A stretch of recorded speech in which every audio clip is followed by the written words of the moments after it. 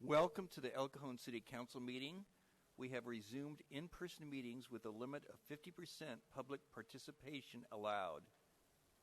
Until the time when we allow 100% capacity in the council chamber, citizens may continue to submit comments for items on today's agenda electronically. I encourage comments to be submitted early. They will be read at the appropriate time during the meeting. Comments will be accepted up to the conclusion or the vote of the item. Comments can be submitted through the City of El Cajon's website under Agendas and Minutes. Go to the video streaming and you will see a button to submit your comments. The meeting is now called to order, and I'll ask the city clerk to call the roll. Thank you, sir. Mayor Wells is absent. All others are present. Would you please stand for the Pledge of Allegiance and remain standing for a moment of silence? We would like to dedicate this meeting to the memory of Ed Burr, co-founder of EDCO. I pledge allegiance to the flag of the United States of America and to the republic for which it stands, one nation, under God, indivisible, with liberty and justice for all. You may be seated.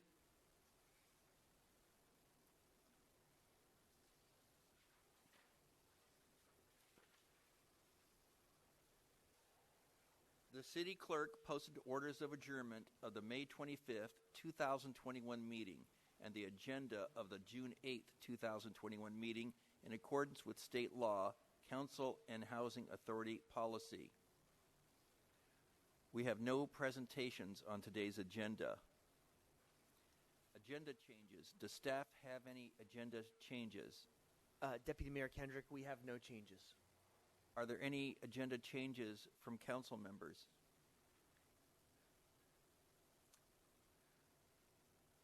We are now at consent items. Consent items are routine matters enacted by one motion according to the recommendation listed below.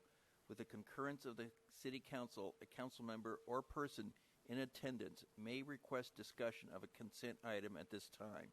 Council members, do you wish to pull any consent items?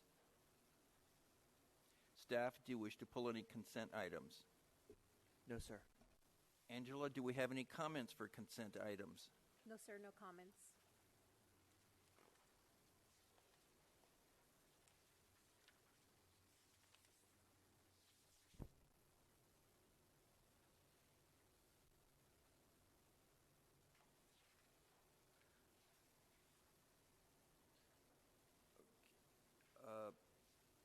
Do we have motion to approve consent items? Second. Please vote.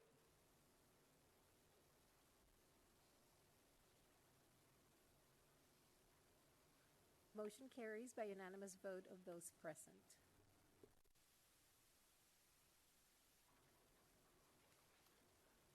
We are now at public comment. At this time, any person may address a matter within the jurisdiction of the City Council Housing Authority successor agency to the El Cajon Redevelopment Agency that is not on the agenda.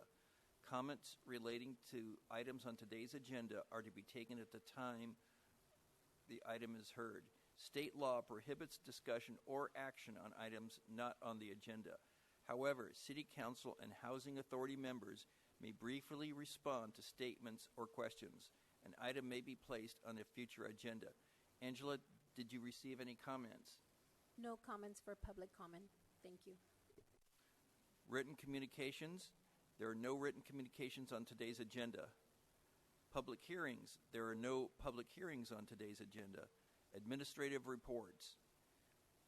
We have 4 administrative reports on today's agenda. Item 4 is regarding residency requirements for mayor and council candidates. I'll ask staff to please introduce the item. Thank you, Mayor Pro Tem Kendrick and members of the City Council.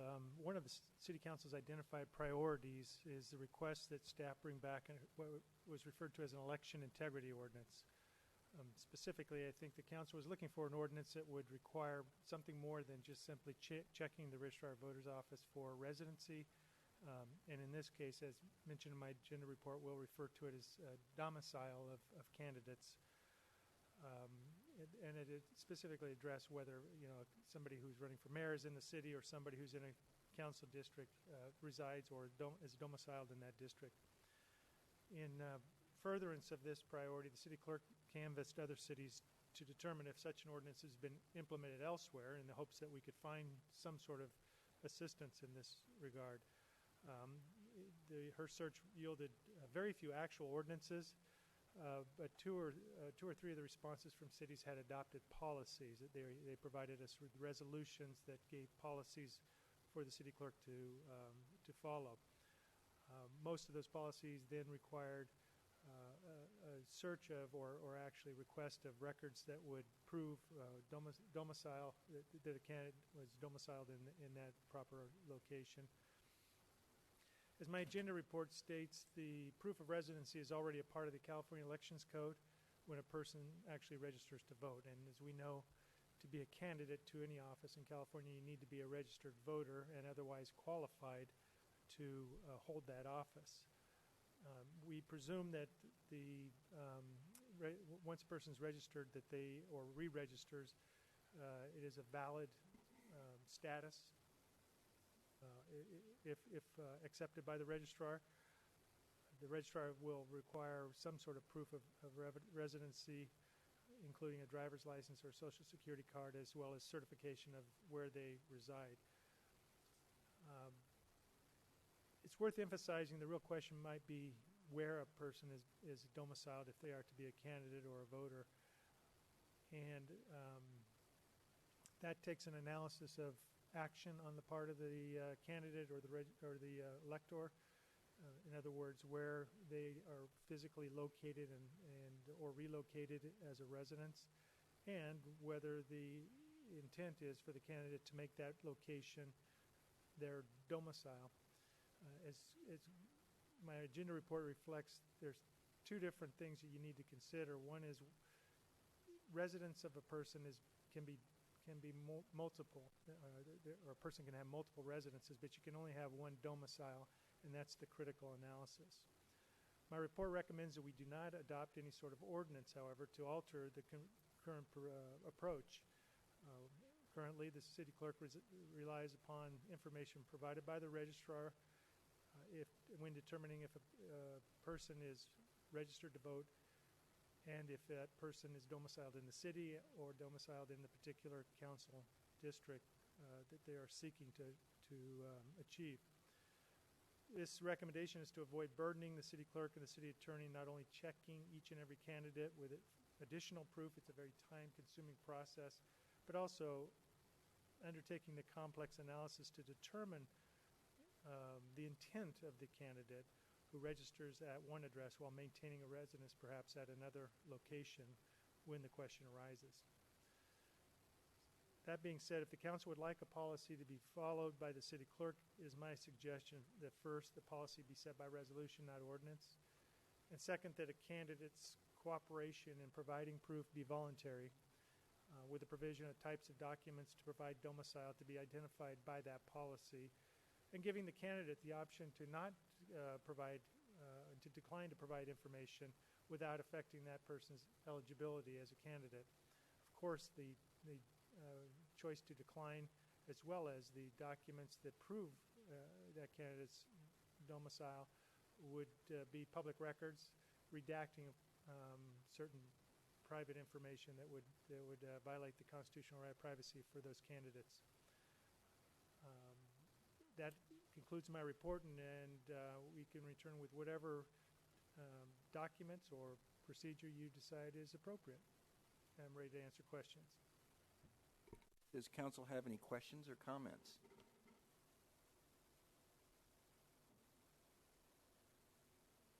Go ahead. Yes, council member? Get a comment?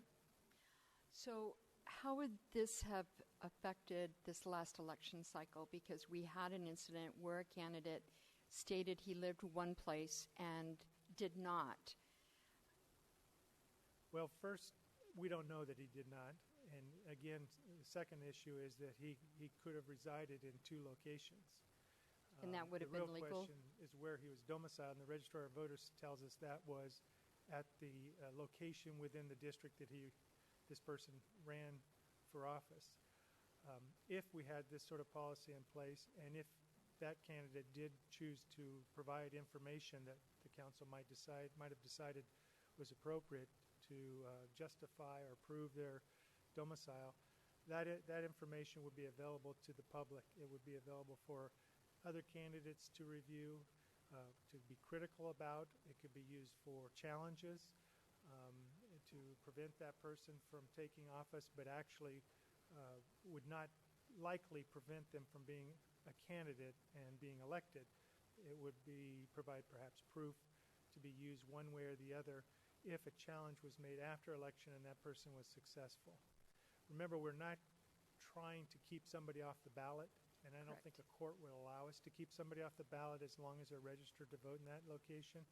It would simply be used after the fact or prior to the election for political purposes, or after the fact to remove somebody under quo warranto proceedings if the Attorney General allows somebody to file that type of a lawsuit. Okay. I was just kind of curious because I would hope that in the future we wouldn't have to come up against this. It's a lot of work on our city clerk just to do her job on that, and I certainly would not want to add to it. Thank you. Thank you. Any other questions for staff? Councilman Goebel. I had a brief email discussion with the city attorney yesterday and today, who was very helpful in clarifying some things for me, and you might extend those comments to the others to hear. My question for the city attorney was, our municipal code says each district council member shall reside within their respective district. And I said, well, what about candidates? And would you like to go ahead and answer that? Sure. The elections code provides the solution to that question, and that is a candidate must be a registered voter and otherwise qualified to vote for the office that they're seeking at the time that they take out nomination papers. So whether the policy or our code refers to elected council members and does not say anything about candidacy, it still means that the elections code would apply and require that they be domiciled in that location. And the election code is the state Yes. election code, which kind of supersedes or a level above our municipal code. Yes, even though we're a charter city, as mentioned in the agenda report, and we can run our own elections, we still must follow the rules that the state has imposed on local elections, including those for the charter cities. And so that really takes care of what it means to be, or how a person qualifies to be a candidate. So we would follow the state law in that case. Does the Registrar of Voters provide any kind of enforcement to say, we see that you're registered to vote in a location not in the district you're running for per state election law? Not to my knowledge. Okay. That would have to be a court challenge or Yes. something like that. Okay. So that answered my question about candidates. The state election code answered that question. As I read through the staff report, I'm not a fan of adding any more paperwork to the city clerk. I think if somebody would provide a lease or a property tax statement or utility bill, it could be for an investment property, not necessarily their domicile. So I think at best we could have an affidavit that said, I certify under penalty of perjury that I live in this district, and they may choose not to sign that affidavit, and that would be another discussion point for whoever. So I would probably skip the documents and just have part of the election packet be an affidavit saying I affirm under penalty of perjury I live in the district. That's my recommendation. Well, I think someone that runs for a district that doesn't actually live in the district or have their domicile there, I think that's a direct attack on representative government. Our voters overwhelmingly voted to break up the city into districts, and I think we have to do everything we can to bring the truth to light. And it's my opinion in the last election there was considerable evidence showing that someone did not live in the district. And I think if they provide some sort of documentation, and that is a public record, then the voters can get to the truth much easier than if that information is hidden. And to me, it's just of paramount importance that elections have integrity. And I don't think it's a whole lot of work to provide the documents that are suggested in the staff report. I think it's in the interest of the public that that's done, because what happens if someone's elected and doesn't live in a district? Then the state attorney general has to go after them. They have to collect all the evidence, and then we could have a very expensive special election that costs hundreds of thousands of dollars. And I'm trying to save the taxpayers money and prevent people from gaming the system. It's just not right for someone to run who doesn't live in the district. So I would like the strongest requirements that pass constitutional muster to ensure that someone actually has a domicile there. And I do have a question for the city attorney. Is it a felony if they actually run and win and their domicile is not in the district? Mayor Pro Tem Kendrick, I have not seen evidence of any criminal prosecutions. Mostly it's just to remove the person from office. And I don't know whether that's just the choice of a district attorney's office or the AG's office not to pursue criminal charges. But I think that the solution is more of a civil remedy than it is a criminal remedy. And who pays for that?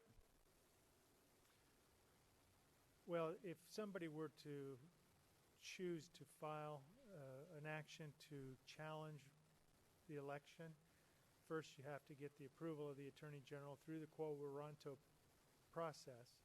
And if that approval is given, then the person files a lawsuit and they undertake the cost themselves to challenge the elections of that person, the residency or the domicile of that person.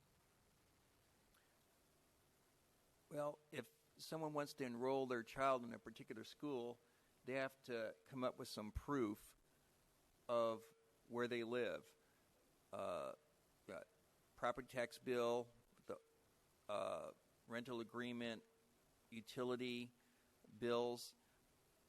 And I think that that should be the minimum test for someone running for an important public office. And I think it's important that we protect the integrity of our elections. So I'm going to support the staff recommendation.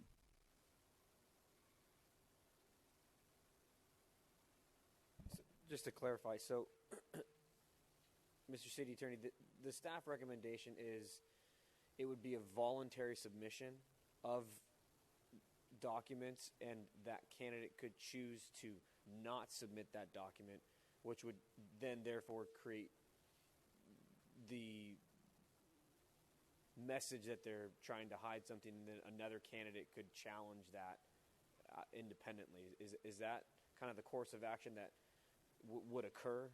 Well, that's not my intent, and certainly I wouldn't suggest that the City Council take the position that the lack of cooperation or the lack of choice or selecting the option not to comply or provide the information is in itself a reason to find that there is not a domicile on the part of the candidate.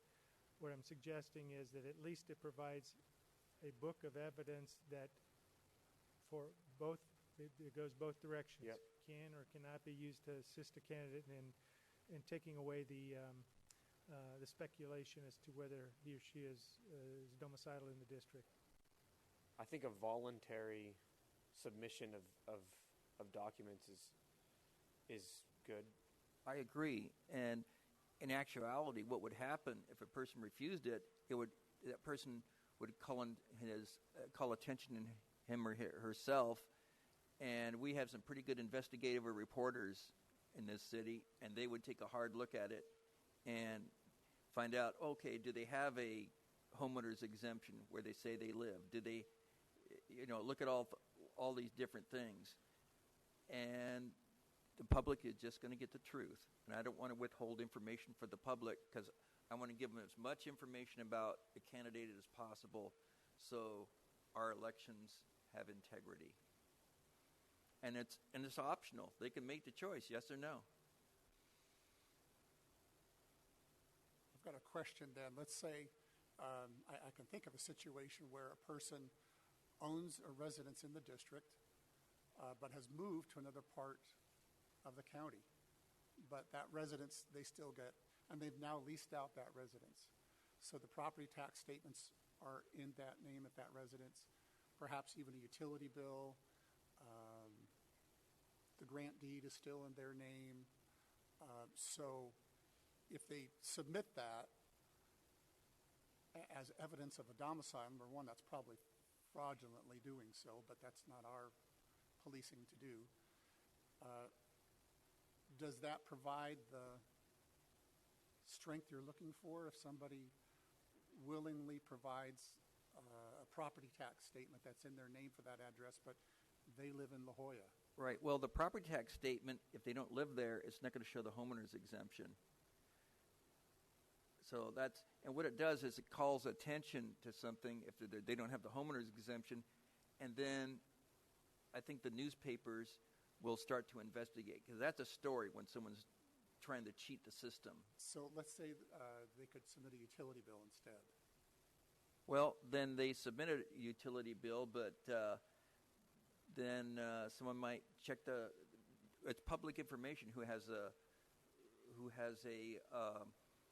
homeowner's exemption. No, a SDG&E bill that comes to the address, and the homeowner is paying the utility bill, and it's flat fee rent to the lessees. Is that utility bill providing the strength that you're looking for? Well, it's actually up to the public when they get that information for them to decide. So it's not for me. Or the other thing is they can provide a copy of their their insurance, and there's a rental policy, and there's a homeowner's policy, and the rental policy is a lot cheaper than a homeowner's policy. So it's unlikely, nothing's going to be 100% perfect, but maybe we get it 95% by asking for these things. And their choice is to not provide it, which means that they're taking the risk that somebody finds out that they're cheating. And if they're not cheating, there's no problem. No one's going to find anything that disputes their residence. Yeah, I think it sounds like the goal is we're trying to give candidates the opportunity to be transparent and be, without question, living in the district. And this is a step for them to do that. But then also, like you said, Gary, for the public to see, to measure, is that enough evidence, whether that be a resident or the newspapers or the like. Right. This isn't for us. This is for the public. They have the right to transparency, just like we fill out our Form 700s that talk about outside income. And it's not much of a burden to provide that information, given the importance and the significance of honest elections. Because someone that runs, and even if they don't win, they can affect the outcome of the election. All I want them to do is follow the law. That's what we're doing here, encouraging them to follow the law without a big hammer. And it certainly, in my mind, isn't government overreach to have honest elections. That's what this is all about. Because it's my opinion that was suspect in the last election. Do you think this kind of documentation would have prevented that situation? Yes. Or certainly would have brought it to light and at an early stage, maybe given the person with this overwhelming evidence the opportunity to withdraw. I have a quick question. So, would we choose what documents are going to be suggested, or would that be something that the city attorney and city clerk would choose on their own? My thought is that having this discussion, certainly Mr. Kendrick's comment about school district proof, that's something I've heard before too, is to prove you're in an elementary district or a high school location that allows you your child to attend that school, is something we could look at. It may be something that's under the education code. We'll explore that. But if you choose to go down the route of more than just an affidavit, we would bring back a recommended list of documents, and then you could always discuss that at that time and pick and choose or supplement those as well before adopting a resolution. An honest candidate has nothing to fear from this. So today's candidate packet does not include an affidavit that you live in the district, correct? That's correct, sir. Okay. Well, I think I've done the school district thing before. 20 years ago when I did some notarizations through my business, it was a simple affidavit. We live at this address, and I think they had to provide a utility bill or something like that, something simple. It's not a hill I'm going to die on. I'd prefer just to have an affidavit, but I'm okay with other documents. It's not a hill I'm going to die on. You know, I think we should just give them the choice of how many documents. Maybe we suggest 2 or 3, but, you know, if someone questions my residency, I'll give them all the documents I have. So I don't have anything to worry about. No one in this room has anything to worry about. It's the person that's trying to cheat the public. They're the ones I want to stop.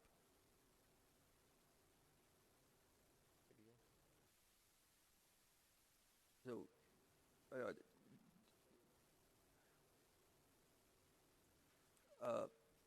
is there a motion? Is it just feedback at this point, or? Well, I think it sounds like the council would like us to come back with the idea of a resolution to adopt a policy. It sounds like we're getting enough information to bring something back to you. So I don't know that we need a motion at this time. Yeah, I want to say one more thing. We are the stewards of the public trust. And the average voter doesn't get involved to things at the depth that we do. And I think we have a responsibility to protect the integrity of the elections for the voters, at the very least. And I think what the staff has come up with is excellent. Yeah, and actually, to add to that, Gary, a member of the public actually brought this idea up. Stephanie Harper came to us during a meeting and said, is there something that the city can do to prevent this in the future? So we're actually responding to the public. So. Right, yeah, I've had several complaints on it because what happened was pretty blatant. Morgan, did you need anything else from us? No, I think that's good. We'll try to get back to you later this summer then with something for you to consider. Oh, Angela, did you receive any comments on this item? Yes, sir. We received one comment from Stephanie Harper, and it reads, I would like to thank council and mayor for this agenda item. Although it does little for those who were robbed of those votes counted for a non-resident of District 2 in this past election. But this new legislation to our election code brings new hope that our city government is willing and able to see where the change needs to be made. I hope this makes people who are considering running for council feel better about our electoral process. This addition to this code will also bring ease to each citizen in that district that they can hold a belief from the beginning that the candidates who are running understand that district. Once again, thank you. And the comments, and no more comments for this item. Thank you. Any other comments? Okay, moving along. The second administrative report, item 5, is for the 2021-2022 preliminary budget.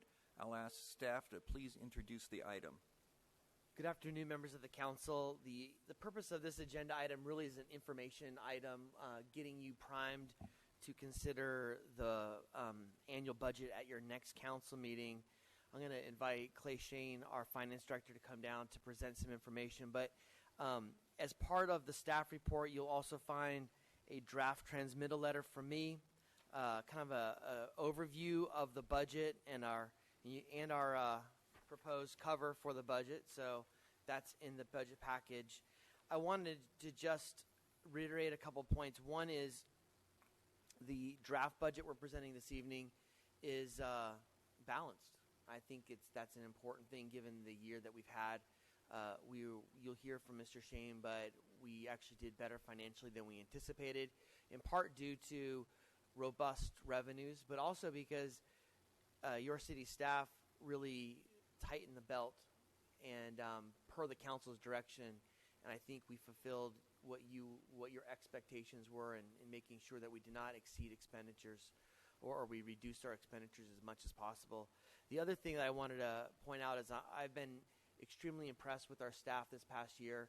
They've worked tirelessly, and there's a lot of opportunities to provide excuses for not delivering service, but that was not in our mantra, and I really appreciate staff for moving forward. And I want to thank Mr. Shane, even though we don't have an adopted budget yet, but him and his finance team and the entire city staff for putting this together, given the many balls that we're currently juggling right now. So with that, I'll turn the time over to our finance director. Council, my name is Clay Shane. I'm the Director of Finance for the City of El Cajon. I'm very pleased to be here today to introduce information and open the dialogue on the fiscal year 2022 preliminary annual budget. Today's presentation will include a brief overview of the budget process, a quick look at the status of the economy, a couple of points of relevant legislation, a check-in to see where we're expecting to end the current fiscal year, 2021, as well as introduce the 2022 annual budget. Throughout today's presentation, I invite you to please ask questions rather than save it for the end. So the budget process, while a lot of people begin work as early as the fall in the preceding year, I like to think about it conceptually as starting with the 5-year business plan. This is when the city looks forward for 5 years and really gets a sense of where we're going as an organization in terms of trends. From that, the city manager will derive a budgetary strategy, which he will share with his directors, at which time the directors will then go back and work on their individual department submissions. When these are all complete and submitted to the Department of Finance, we will then review, compile, and begin to balance, at which point we review it with the city manager and put things together into a finished product where we can present to the city council, which is what we're doing today for the first time, and will continue in the next council meeting on the 22nd. On the 22nd then, barring any problems between now and then, we will ask the city council to adopt the budget, which takes effect on July 1st, the beginning of our fiscal year. The status of the economy is usually expressed in 3 basic factors. I think of these as kind of the play-by-play with housing thrown in as sort of the color commentary a little bit.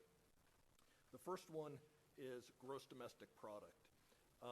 For most of these sources, I use federal information sources, in this case, the Bureau of Economic Analysis.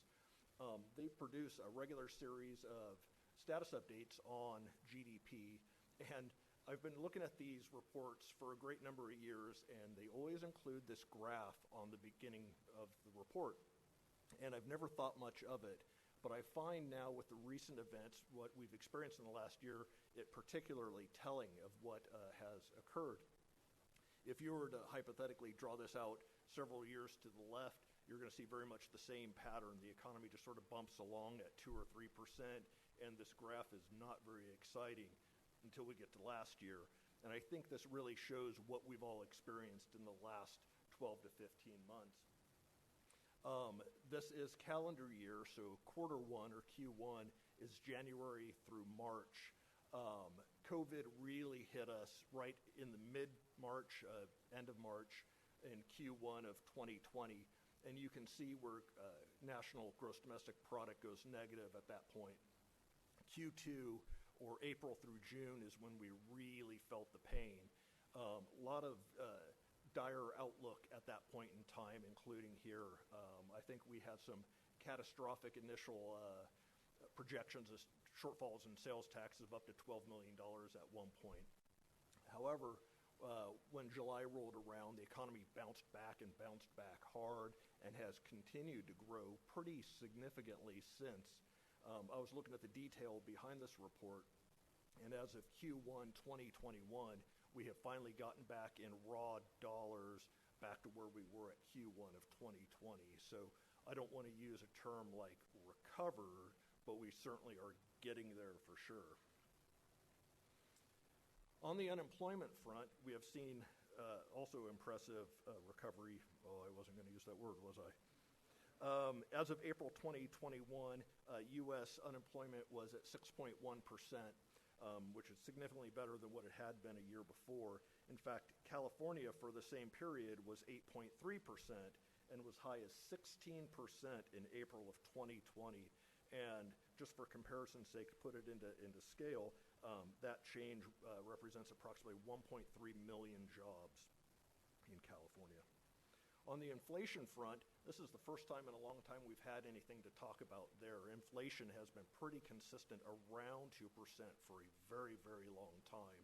However, for the last 12-month period ending in May of 2021, the Bureau of Labor Statistics reports CPI of 4.2% for that 12-month period, and commented in their report that this is the largest 12-month increase since a 4.9% increase for the period ending September of 2008. That, of course, was the beginning of the Great Recession. Housing has been very impressive as of late.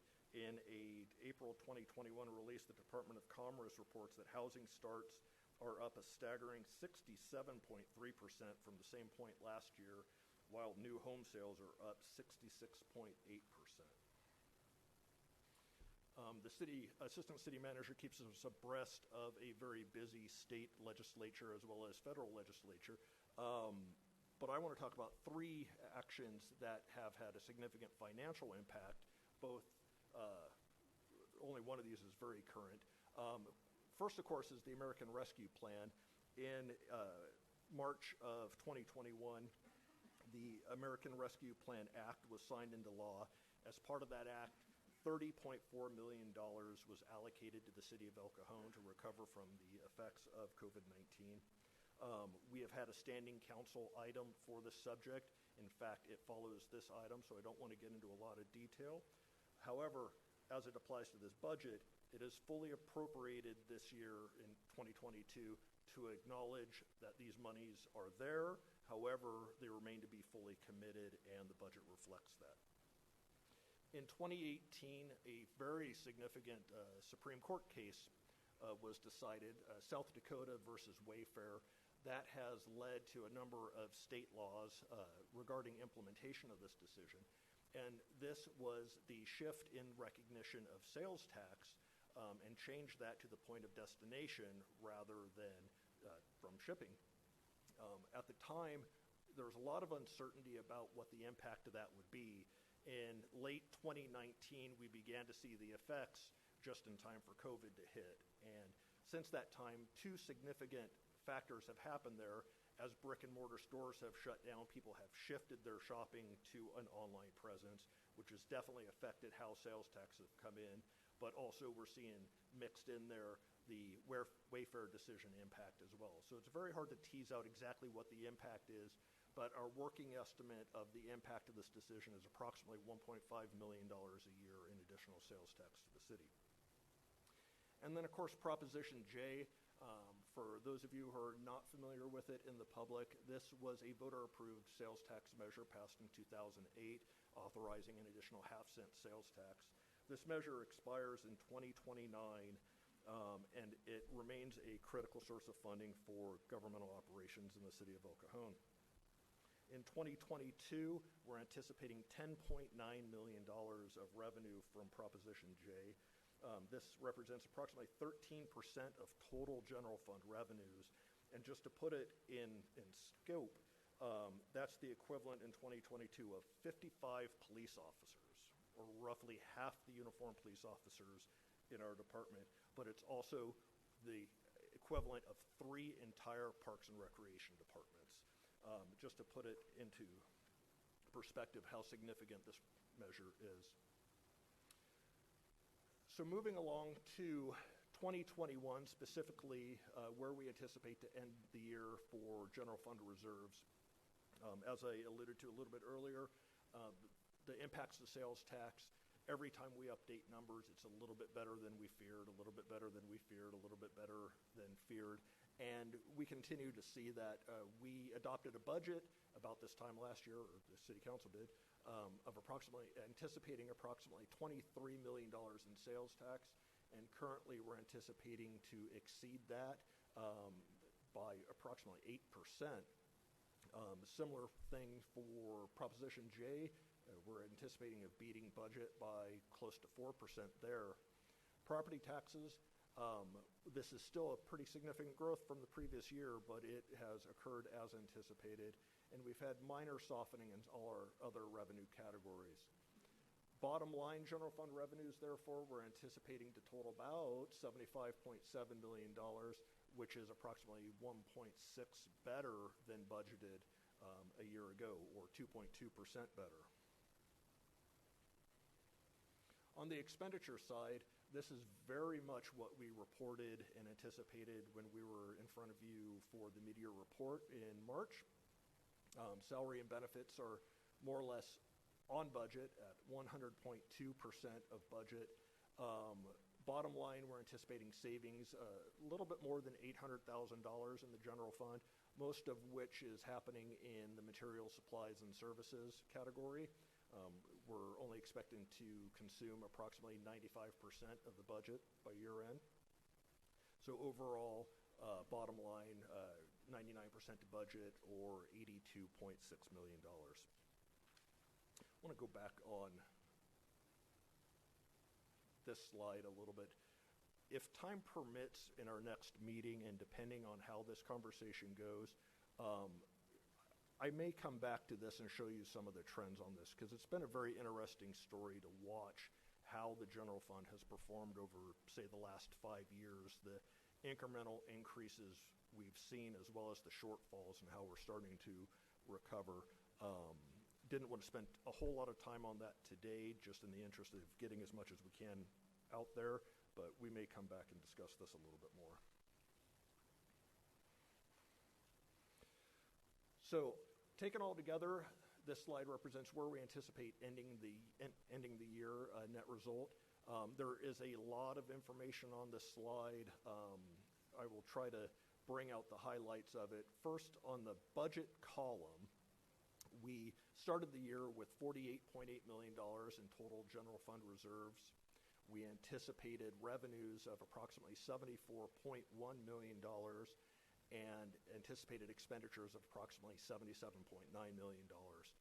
When you see that disconnect there between revenues and expenses, that's where the use of reserves come in. And at that time, we were anticipating a use of reserves of approximately $3.8 million.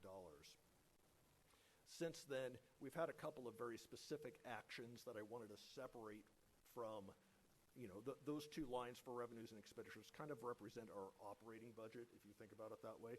And I wanted to pull out those two items because they are a little bit different. They're not normal operations. They're, of course, the transfer to the CIP fund of approximately $3.2 million for the energy efficiency project we discussed at the last council meeting. And then we transferred $2 million from reserves to establish the PARS Section 115 trust, which I will get to again here in a second. So when you look at the estimated column now, that is where we think we're actually going to end. And I draw your attention back to the revenues and expenditure lines again. And these are the same balances I just discussed, with revenues of $75.7 million, being $1.6 million better than budgeted. And on the expenditure side, anticipating savings of approximately $840,000. So taking that into totality, that represents about $2.4 million better than we anticipated. So instead of consuming that $3.8 million of general fund reserves, we're only expecting a hit of approximately $1.4 million at fiscal year end. That, of course, is the 2.2 and the 1.1 savings on the percentage. This slide kind of details the same thing. I don't want to spend a lot of time on it. It just shows how the general fund reserve breaks down at the end of the year. We see a slight rebalancing between the operating reserve and the carryover reserve, the reflection of that consumption of reserve, as well as the transfer from the general fund reserve for the CIP. I want to draw your attention specifically to the reserve for unfunded retirement obligations. That reserve bucket has been reduced from $8 to $6 million, and that, of course, is transferring the money to the PARS account. From a budgetary perspective, we can't really continue to consider that reserves, but in a lot of ways it performs that same way. It's restricted in purpose for employee retirement benefits. However, the City Council still has pretty wide discretion on how and when that is used. So I still think about it like reserves. So that brings us to the 2022 preliminary budget. This is a total spending plan of approximately $191.3 million. The general fund, of course, is the biggest consumption or the biggest component of this at $83.6 million. I'm going to take this as an opportunity to briefly touch on each of the fund types. The general fund is the city's primary operating fund. This is where most of the activities you associate with government happen. Your police service, your fire service, a lot of public works, things like that. The special revenue funds are a unique category of funds, and there's a number of them. In order to be classified as a special revenue fund, it has to have a unique revenue source, but it also has to be restricted in purpose. So this is money that we can only use on a specific thing. Best example here is ARP money, CDBG money, grants of other sorts. Our capital project funds are monies that are set aside for the development and maintenance of city infrastructure. We're anticipating new money of approximately $12.2 million to the CIP funds. Appearing for the first time, or at least the first time in a long time, we have a debt service fund for the first time. Debt service fund is a governmental fund that is established to collect money for the purpose of making debt service payments. Earlier this year, we issued pension obligation bonds, and this is the mechanism that we use to collect money from the operating departments and then make our debt service payments for that purpose. The wastewater fund is our sole enterprise fund. This is our wastewater utility. We're anticipating a total budget of approximately $30.8 million. I'll spend a little bit more time on each of these here in just a moment. And then internal service funds are those funds that are not funded by taxes, but are funded by fees charged to internal customers. So these are our own governmental agencies or our own governmental departments servicing other departmental users. So all in all, that we have $191.3 million. Personnel represent a significant component of any annual budget. This one, the 2022 proposed, is no different. We are proposing 404 FTEs. For those of you not familiar with that term, that is full-time equivalent employees. If you have 2 half-time employees, that counts as 1 FTE. The budget includes 404 budgeted FTEs, police department being the largest with 188. Fire is there with 62. I draw your attention to that because in between those two departments, that is 250 of the 404 positions, or 62% are staff associated directly with public safety. Same information looked at a slightly different way. This is a 10-year history of FTE growth. As you can see, the number at the top of each bar is the total number of FTEs, and we've seen that creep down over the years. That has happened for a number of reasons. Most of the significant jumps have been the result of outsourcing specific services, contracting with outside service providers, such as EMS for medical transport, the animal shelter, street sweeping, custodian services, and a few others. As you can see, it's just been a general trend over the years of a smaller and smaller workforce. Also, if you notice at the bottom, there is a constant movement between other funding sources as well as the general fund, and that's usually reflective of the nature of work. When we're, for example, doing more wastewater work, you'll see that shifting bodies to the wastewater fund. When it's more general fund type work, you'll see them shift back. Speaking of the general fund, as the largest component of the budget, we'll start with that. We're anticipating total revenues of approximately $83.6 million in fiscal year 2022. Most of you have seen a similar graph that I like to show that usually clumps this into two big categories, property tax and sales tax, into one giant Pac-Man eating a small slice of everything else. However, I want to start breaking this up a little bit more to draw attention to that Prop J slice and the size of the pie that that represents.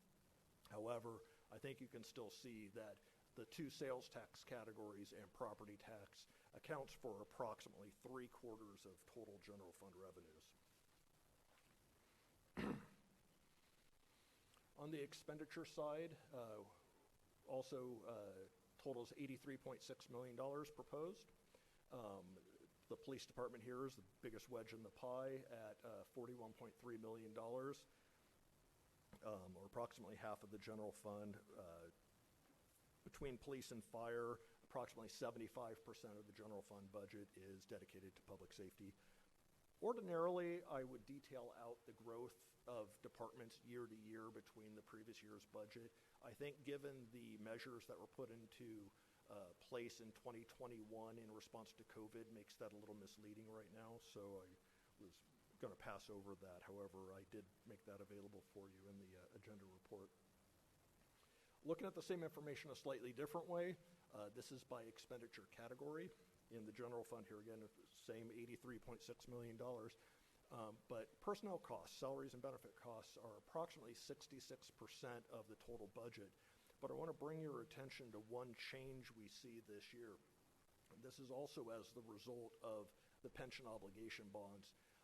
That green sliver is usually much, much slower.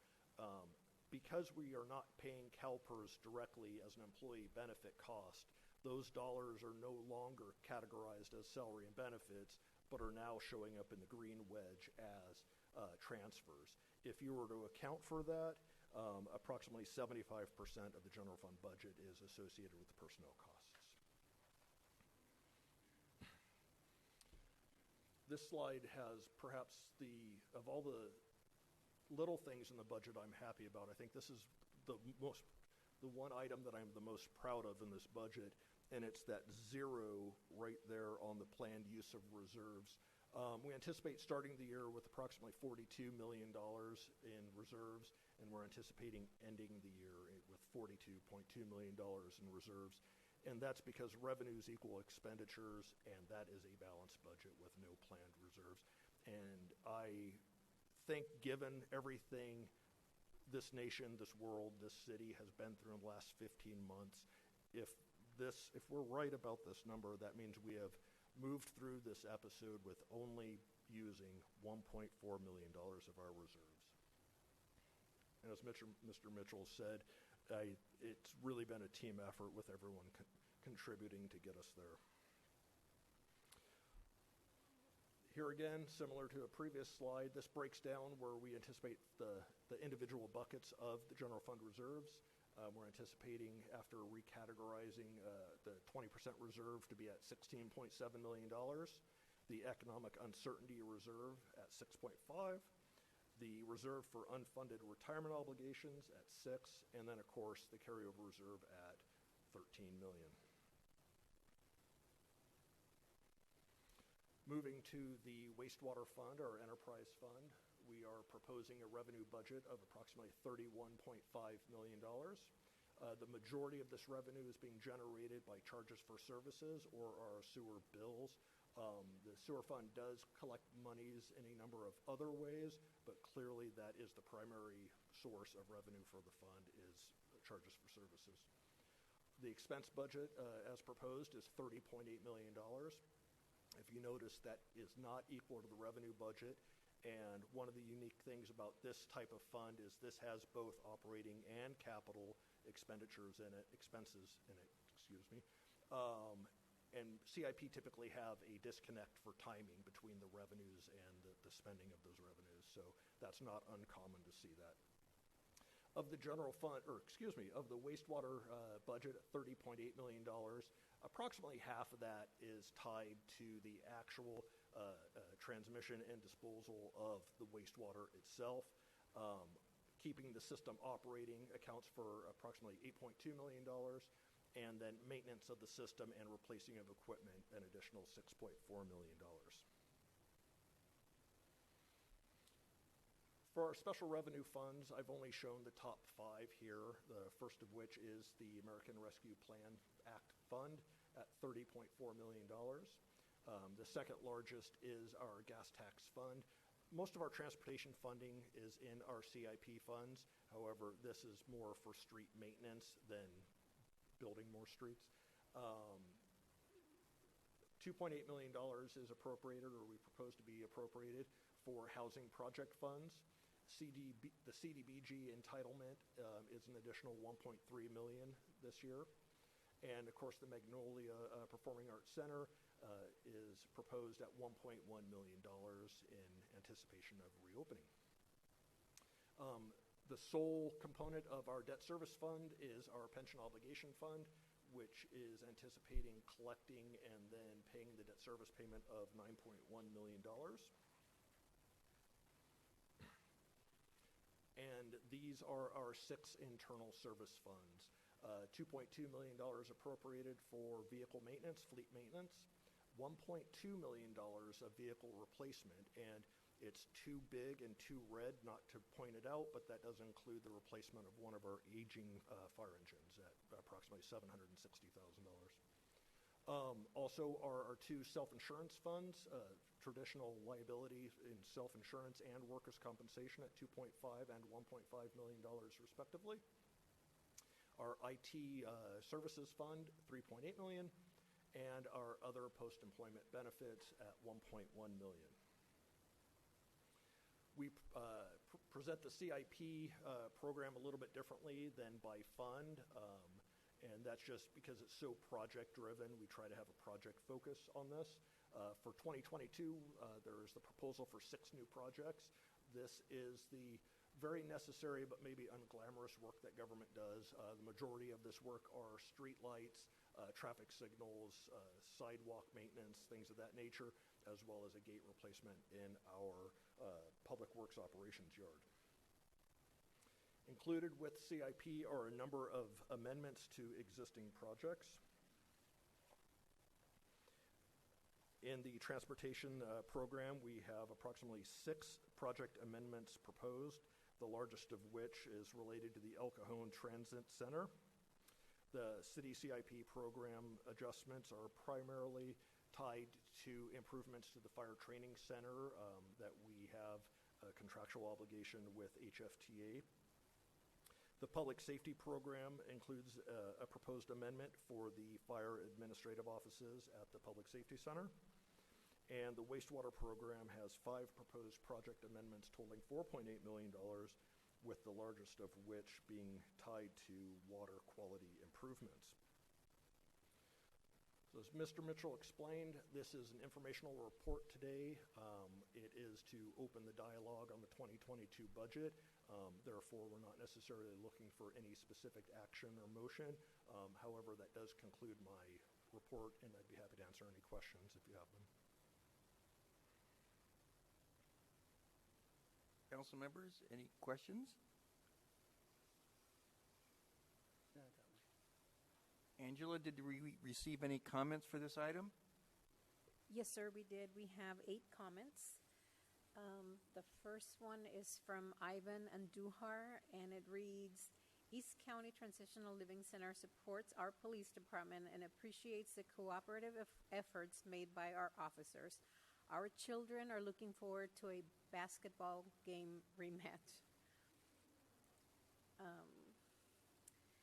And the next comment from Daniel Bickford reads, with the unrest we've seen in the past year and a half, keeping El Cajon a safe place to live, work, and play should be the #1 budget concern.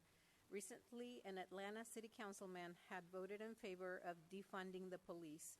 While on a campaign stop for his mayoral bid, he watched as his car was stolen by a group of kids aged 8 to 12 years old. BLM did not come to his rescue. Antifa didn't help. This councilman didn't call a social worker. The councilman called the police, whom later recovered his car. Keep El Cajon safe. Support the El Cajon Police Department until it hurts. Next comment from S. Osborne.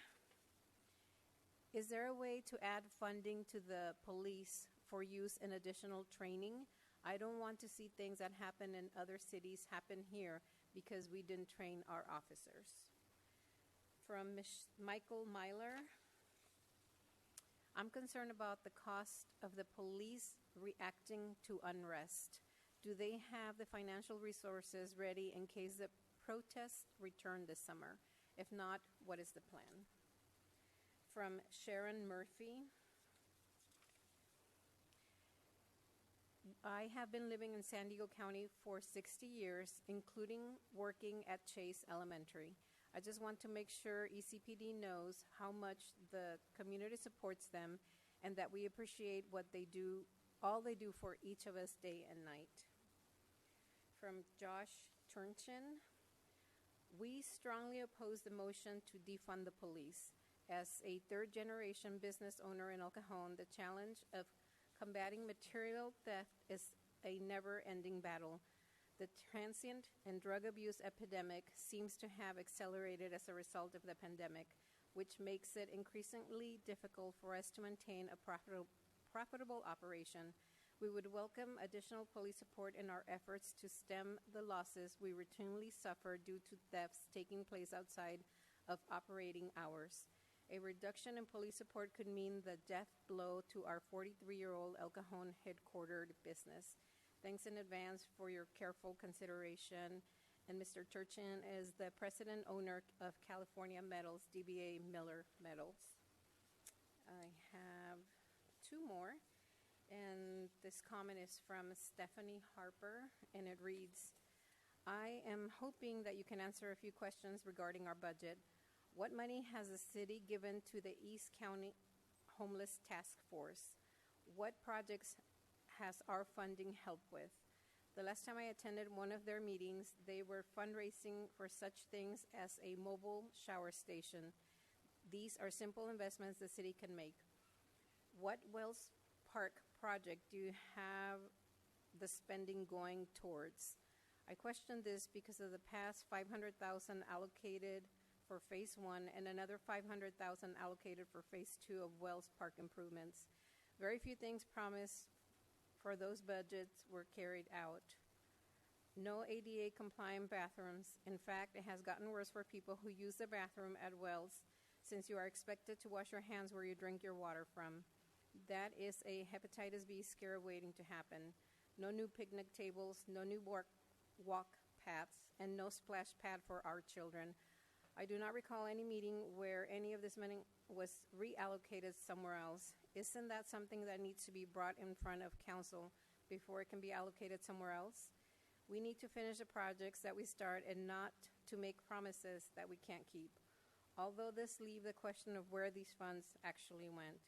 Lastly, a suggestion, is there a way we could allocate some funding to helping out with low-cost checkups, shots, and other veterinarian visits for our poor critters in El Cajon? The furry family members are a big part of our community, and their needs need to be taken care of also. I believe that was one of the main purposes of us building the animal shelter, so we could provide the services at low cost for citizens. Let's show that we care about our four-legged friends. And the last comment from Mark Miller reads, I noted in your agenda discussion of the annual budget, I commend the council for recommending for public safety and police to fill all vacant police positions and implement compensation increases for police and public safety. My interaction with the police in El Cajon have shown them to be completely professional and courteous. Police and public safety are vital to the health and safety of a vibrant community. Just look at those communities across the country that have defunded the police, and you will see a marked increase in crimes and homicides. We do not need that in our region. Police have at times a difficult and dangerous job and deserve the support of the city and its residents. I asked all council persons to support filling all vacant police positions and implementing a compensation increase for police and public safety. End of comment, and that's the end of all comments. Thank you, Angela. One thing that I believe in is that the primary function of city government is public safety. Given that, I would like to see a $100,000 increase in the police budget, and that money could be spent as determined by the police chief. I trust his expertise and his abilities. Graham, how would we go about doing that? Well, as you saw, we currently have a balanced budget right now, so we would, if that were the direction, we would need to find $100,000 someplace in the budget to accommodate that. And there certainly is always a need in every department, but in the police department in particular, there's a need.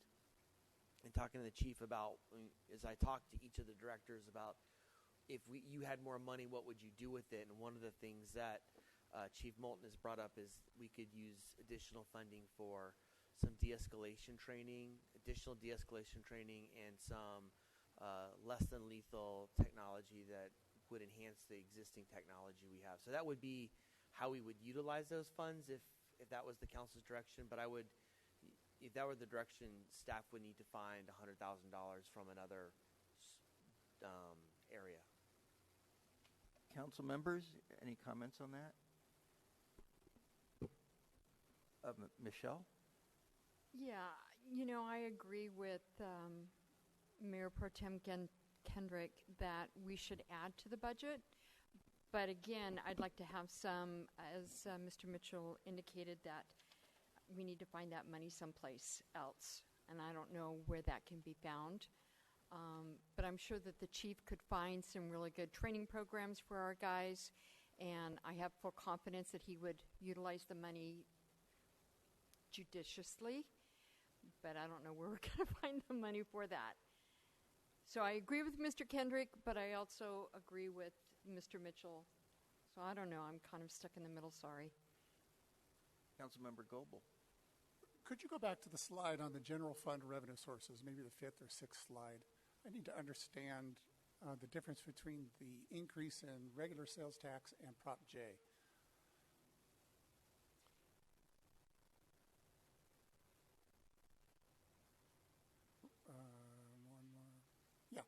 The difference between the growth of approximately 8% in base sales tax. Exactly. Don't they go together? They're very closely related, but they do apply slightly differently as far as base. The one thing that is a little bit different, and this is actually going to be counter to what you're seeing in terms of the numbers, but because the Prop J is an additional district tax that exceeds what a lot of our neighbors are, we're able to capture it through use tax. Whereas a lot of times if other agencies are collecting the same amount of sales tax we do, we don't have that opportunity. So Proposition J, by its very nature, allows us to capture a little bit more than regular sales tax. But I think what you're seeing here is we anticipated higher growth when we adopted the budget for Prop J than we did in regular sales tax. So I think this is more reflective of not true stronger growth, but rather a difference in the assumptions being made. Okay. I think I'd like to see perhaps at the June 22nd meeting, some type of table regarding the pension obligation bonds and the debt service. I think the public would be interested to know, so you did this, what's the outcome? I mean, we heard the big number, we're going to save $170 million over the next 20 years, but how does that affect the budget year to year? I think just kind of last year we would have spent this much on PERS, this much we're going to spend this much on pension obligation bonds, it's a change of this. I think that would be a good table to have. At some point, probably we're going to get challenged by the public on our reserves. To come through COVID-19 and only have to use $1.5 million of reserves is unbelievable. And I can see at some point the public will say, you guys are sitting on a lot of reserves, you people. And so I would say to Mr. Kendrick's thing, $100,000, let's take it out of reserves. Because de-escalation training is not an ongoing periodic expense. It might be a one-time expense, and then you can decide whether you want to continue it. And any capital outlays for less than lethal devices would be a one-time expense also. For that reason, I think that's an appropriate use of reserves. I hate to use reserves for programmatic expenses versus one-time expenses. And so that would be okay. The public talked about preserving public safety expenditures. We're on the right track. Mr. Goebel, if I could, if I can respond to that second point about the not touching the reserves. As I recall, when we were about this point last year, we were looking at a proposed deficit in the general fund of somewhere between $7 and $8 million. We were concerned that this episode was going to continue for a great length of time. We were very concerned about depleting reserves too quickly. And what we ended up doing is splitting the baby for the 21 budget, and we closed that gap by a combination of cuts and a modest use of reserves. So it's not that we were afraid to use reserves, we just didn't want to risk burning it out in the first year and have this happen for 5 years. So it was just being cautious. And if I think I remember, you said our net use of reserves was $1.5 million. One of the key decisions the council made last year was to not freeze employee cost of living increases for all city staff. We said we will use reserves if we have to make sure that we retain the talent that we need going forward. And so I want to say that use of $1.5 million probably equates to giving everybody their due raises. And appropriately, and as a result, we retain talent, and that was an appropriate use of reserves. Councilmember Ortiz. A quick question, touching on the subject you two were just discussing with regard to our use of reserves, $1.5 million, and the ARP funds. Are we not able to use ARP funds to fulfill that $1.5 million because we have a reserve? Is that how it works? That's a little bit sticky to answer that directly. The ARP, as I understand it, includes language that specifically prohibits agencies from using this funding source to build reserves. However, it also specifically addresses revenue replacement for revenue we've lost during that period. That seems to be kind of conflicting guidance on that. I think, and I'm sure we'll get a little bit more into this in the next agenda item, but I think the purpose is to step up our governmental services to make up for what were impacted during the last year or two. So one way or another, that money is going to equate to services to the public, okay, even if it doesn't go through reserves. Okay, thank you. Michelle? So Mr. Goebel took the words out of my mouth when he mentioned the reserve fund. And I think in the long run, we need to be proactive. The citizens are asking for de-escalation training. The citizens are asking for non-lethal training. And I think that we should be proactive in doing that. And $100,000 out of our reserves is I know it's big money for the average citizen, but I think $100,000 out of reserve could be utilized very nicely. And that's my idea, and I agree with everybody here. Phil? Quick question: What is the recommended amount in reserves that we should be retaining as a city? Is there a standard, a national standard that we should have for our size? Yes and no. The GFOA, the Governmental Finance Officers Association, does have a best practice guidance on the subject, and it recommends that a minimum agency should maintain a minimum of 2 months of either revenues or expenditures. But they have a gigantic caveat related to that, and it's basically every agency is different, and depending on the circumstances of that agency, that may or may not be appropriate. For our agency, which is so heavily dependent on sales tax, we're very vulnerable to swings in the economy. So therefore, that would be a very strong argument to maybe maintain higher reserves. Additionally, we have a reserve, specifically the 20% reserve, that we maintain so we do not have to enter into short-term borrowings to support operations during the course of the year. A lot of agencies will borrow money, significant amounts of money, at the beginning of the fiscal year because our revenue is backloaded in the second half of the year, and we don't have to do that because of the working capital the 20% reserve provides. So we have plenty of room to be able to fund the training or one-time cost for non-lethals without any worry that we're not going to be able to maintain that healthy reserve that we need with this $100,000 that we're discussing. I would say that we would still have very healthy reserve balances with or without that $100,000. I think that taking the $100,000 out of reserves is good business, because with this de-escalation training could save lives, avoid lawsuits. We could save that in just the attorney's fees on lawsuits. Sorry, Morgan. But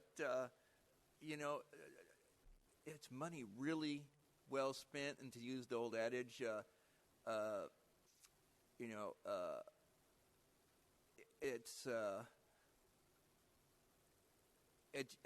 just money well spent.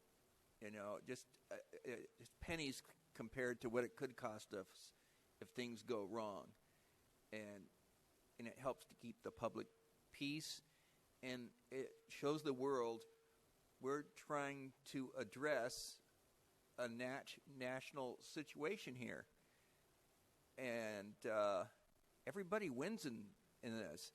No police officer wants to hurt somebody if they don't have to, and this could go a long way into making this a better place. So, and I think my colleagues here made some very good points on it. So, I think we should take this out of reserves. How does the police chief feel about this, sir? Is that a thumbs up from you, or Ms. Mitchell, I talked to him earlier today. Okay. And that was his recommendation, actually. Perfect. Thank you. I got to chime in here. I hope the council recognizes that adding some money to the budget for de-escalation training doesn't mean that we're not doing that now. And in fact, if you were to go to P2 right now, you'll see the parking structure level 2. You'll see a large area of it currently cordoned off. It's because we're doing de-escalating training right now. I watched some of it today. So it's something that's an ongoing thing that we do. We train all the time on it. So I just wanted to clarify to the public and the council, if you didn't think we were doing that already, it's something that's happening on a regular basis. Do you need any more information on this issue, Graham? No, this is great feedback. We can take this and bring forward a final package for the council's consideration next meeting. Thank you, Mr. Shane. Very comprehensive. And I'll say we're doing this de-escalating training all week. So if council members are interested, contact me and I can arrange a time for you to come and watch some of it and see what we're doing.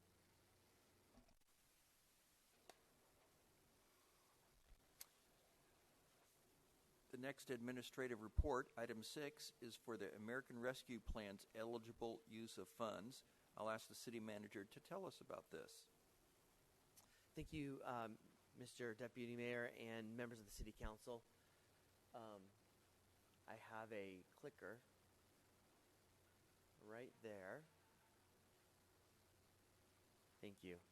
So the purpose of today's agenda item is really to go over kind of a preliminary discussion on the American Rescue Plan Act funding. We had talked about it 2 council meetings ago, and at the time there was the interim rule had just come out, and we were trying to read through the 151-page document, understand what was allowed, what was not allowed. Since then, some more clarification has come down from the U.S. Treasury Department. And so today we would really want to just dive into... Maybe I need to turn it on. On. All right, we want to talk about eligible uses. Some of what we would recommend is criteria for how the council were to consider to allocate these funds is $30 million. An update on the current programs of money you've allocated, and then as part of the staff report, we've included some suggestions on future allocations. We're hoping to get some feedback from the city council, and we can bring that back for a formal recommendation and approval. So, as Mr. Shane said, that money is identified in the budget, but it's in no categories, no ability to appropriate or spend those monies until that action occurs. So really quickly, the eligible categories, simply, they can be used to mitigate COVID-19 or any related any expenses to the response of. So if we had opened up daycare centers or vaccination centers, these are things that we could get reimbursed for. Much of the reimbursement or much of the activities we did in response to COVID-19, we've been able to seek FEMA reimbursement. So most of that has been reimbursable, but there are a couple items, probably about $1 million worth of unreimbursable items that we would recommend utilizing this fund for to make sure that the city is made whole. One of the most, I would say, generous or perhaps most open category is to assist homes that have been impacted or businesses that have been economically impacted by COVID-19. So that's pretty broad. We think that covers a wide variety of items, a lot of flexibility. We think it can cover quality of life issues, have some direct impact on specific businesses and households, but can also have a general community benefit as well. There's also another category is replacing public sector revenue. We had a brief discussion about that. I think it is pretty clear that if the city were down, let's say $10 million, which we had anticipated initially, that $10 million just can't be banked into the city's coffers. It has to be put back out in city services. And so what we would recommend is, rather than ongoing city services, that we utilize those funds specifically for city infrastructure that typically doesn't get funded year after year because doesn't have a really strong direct impact on the community, but at the end of the day has a really important impact on the city's ability to be either fiscally sound or to fulfill the needs of the community. So I'll address some of our recommendations for that. Another area of eligibility is payment for essential workers. Herein lies the challenge. It doesn't say municipal service essential workers. It just says essential workers. It's pretty broad. And in fact, I think I calculated over 40 different job categories. And if you were to take those categories within each, there's probably over hundreds of categories of folks that could be considered essential business or essential workers.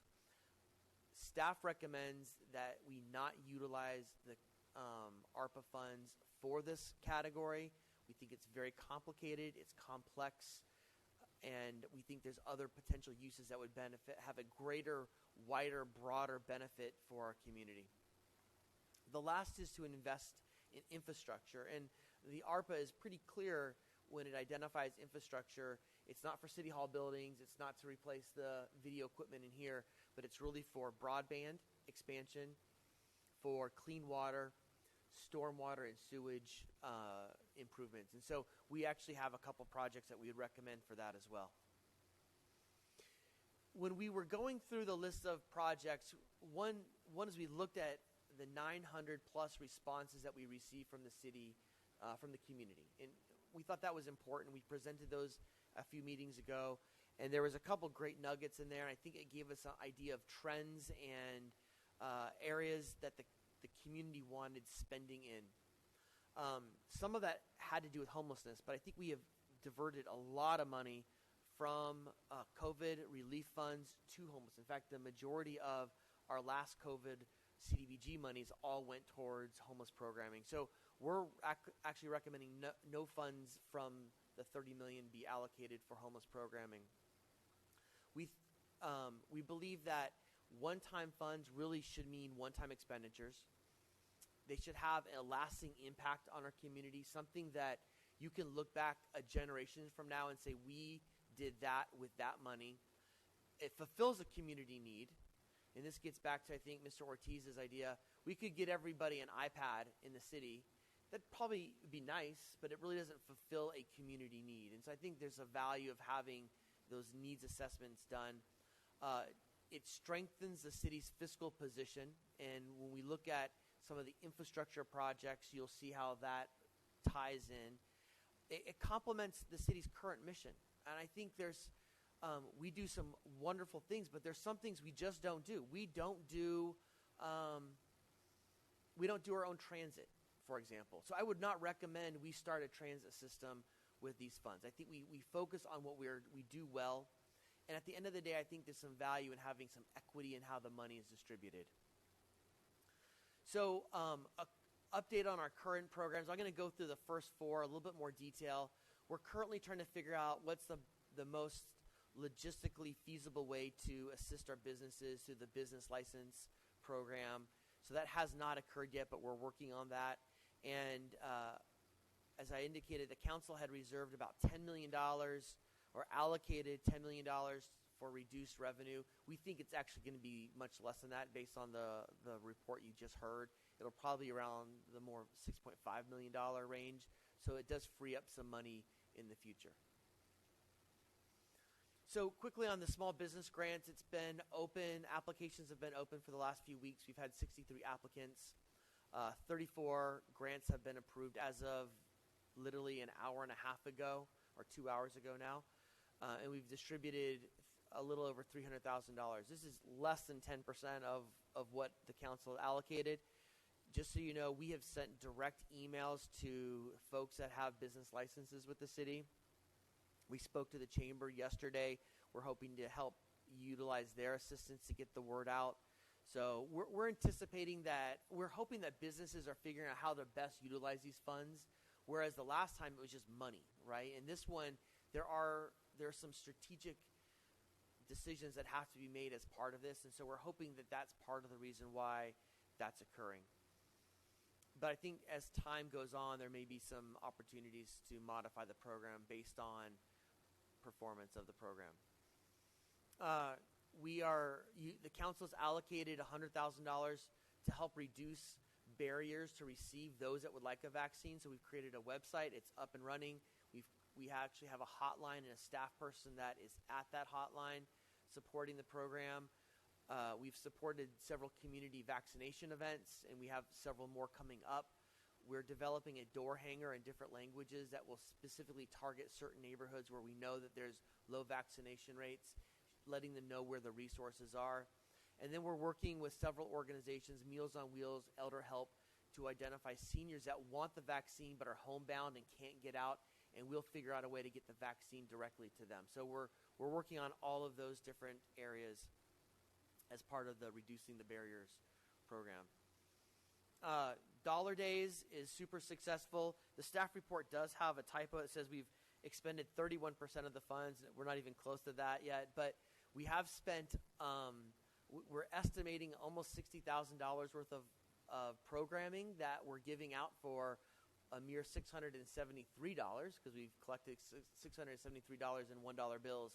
And we're really excited about the energy behind this. Mr. Carson sent me a picture from the last weekend of all the bank envelopes, really thick, from all the different sites because people are coming in and registering and paying their dollar and getting involved in programs. I think it is fulfilling the goal that the council had. It's having a big impact on our community. It's energizing our recreation departments, and our staff is really excited about it. The last thing I wanted to report on is we are currently working on the Foodie Fest idea, having a relationship with the Chamber of Commerce, the Downtown Partners Group, and St. Madeleine Sophie to help manage and organize the program.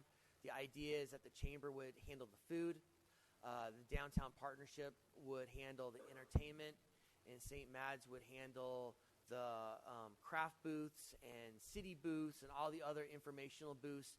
Have a big day in September, and ideally we're working with Live Nation to try to book a concert that night, and so it can kind of end with bringing a whole bunch of visitors to El Cajon, sample food, and then participate in a concert.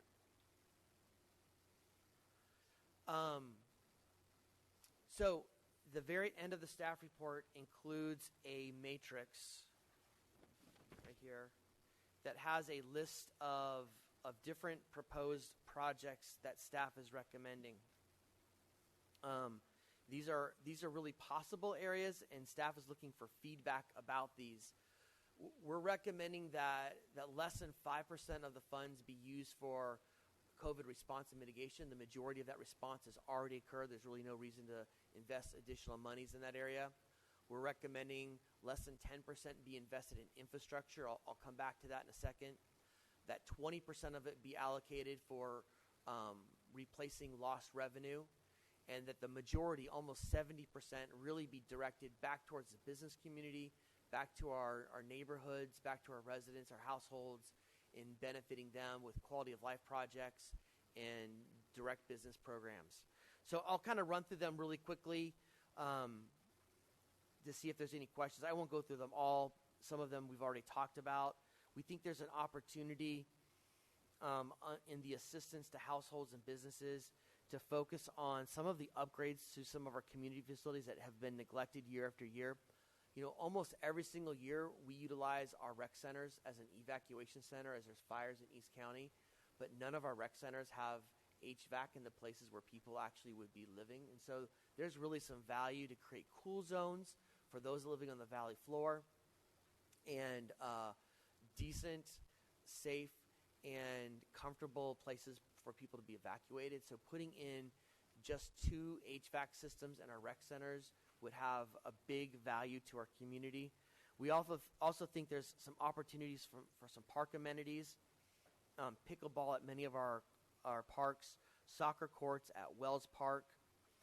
We think that there's an opportunity to, in addition to the small business program, to contribute another $3+ million for public improvements and other economic development projects. In fact, Mr. DiMaggio and I met earlier today with a developer, and we thought that there's an opportunity to really leverage our very few dollars to millions and millions of dollars of investment in our community. So I think there's a real big payoff to our community that will not only beautify our community, but will also generate revenue for the city's coffers that will help support things like police departments.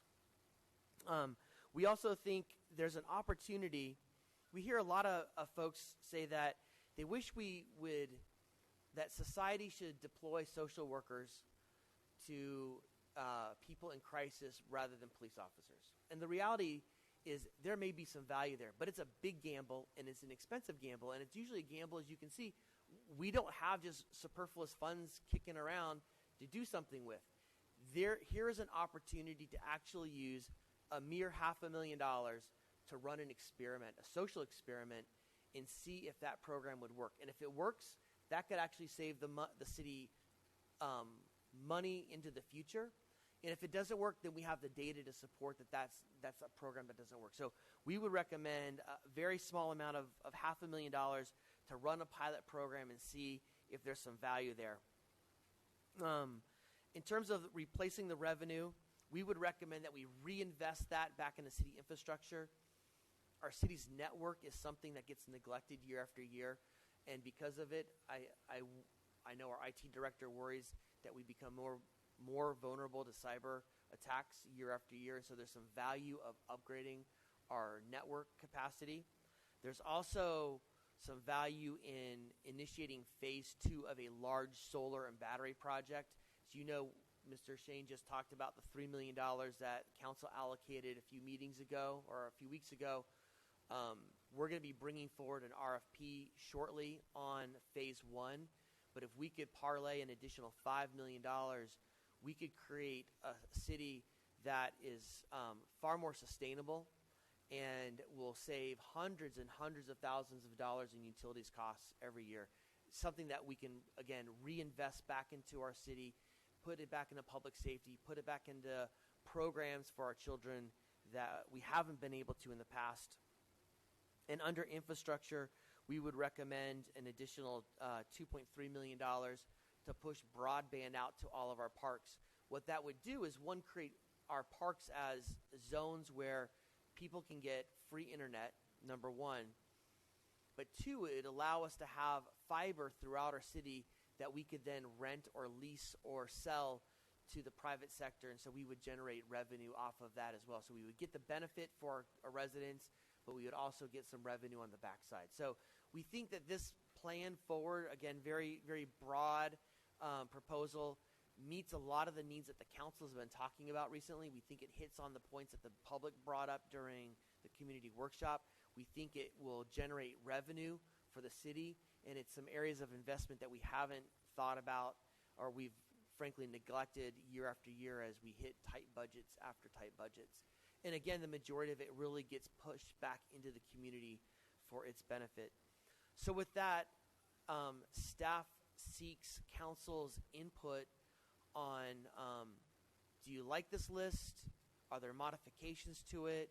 Are there questions that we can bring back? But we would like to bring back, at least in the next few meetings, and if there's very few changes, we would bring it back at the next meeting, a final list for council consideration so we can actually start to implement some of these ideas. So with that, staff's here to answer any questions that you may have. Council members?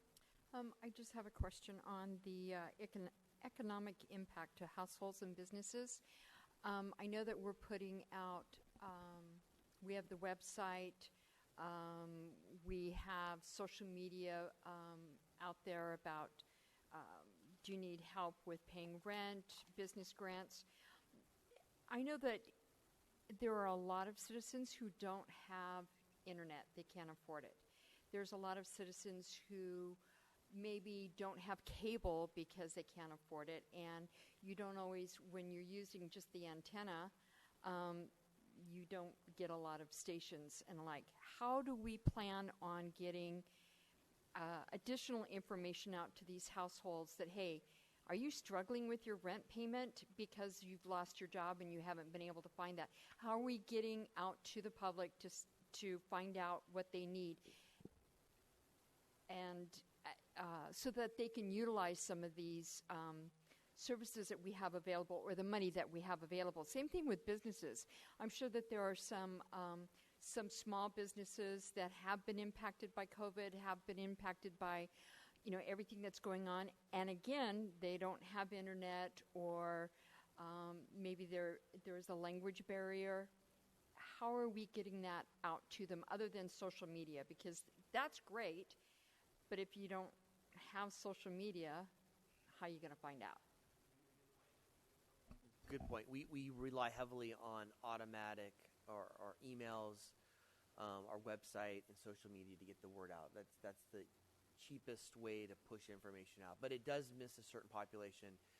One of the goals that the council had, as you recall, is to look at ways that are we communicating effectively with our residents. And in fact, Mr. Richards has been holding focus group meetings with different organizations and different residents to understand what are the best ways to communicate. I can tell you we're not doing as much as we could do. It would be helpful if there was a local newspaper that was a truly local newspaper. When we publish our gateway but that comes out only a couple times a year, and it's extremely expensive to produce and to mail.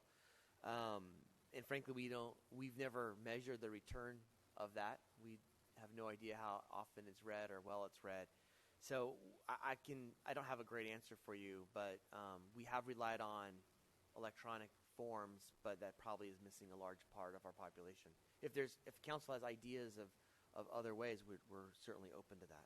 Well, something that comes to mind is there are a lot of service organizations in El Cajon.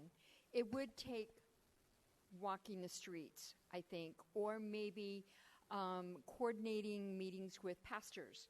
All the pastors in El Cajon. I think there's a coalition of pastors, I'm not sure, on the valley floor, that maybe we could work through them and get some of this information out to their congregants, or some of these service organizations that could go door to door and actually put door hangers or talk to people in certain communities. I just think we need to almost get a person-to-person contact. And I know that that's kind of hard or difficult to get people to do that. But it's just an idea.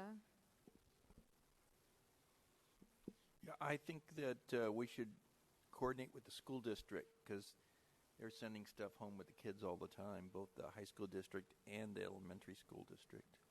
And we do rely on them. In fact, I think recall a few events ago, we actually put it as a backdrop on all the kids' iPads or the computers that they're handed out. This district can actually change what the background profile is and had some advertising for the city on that. So,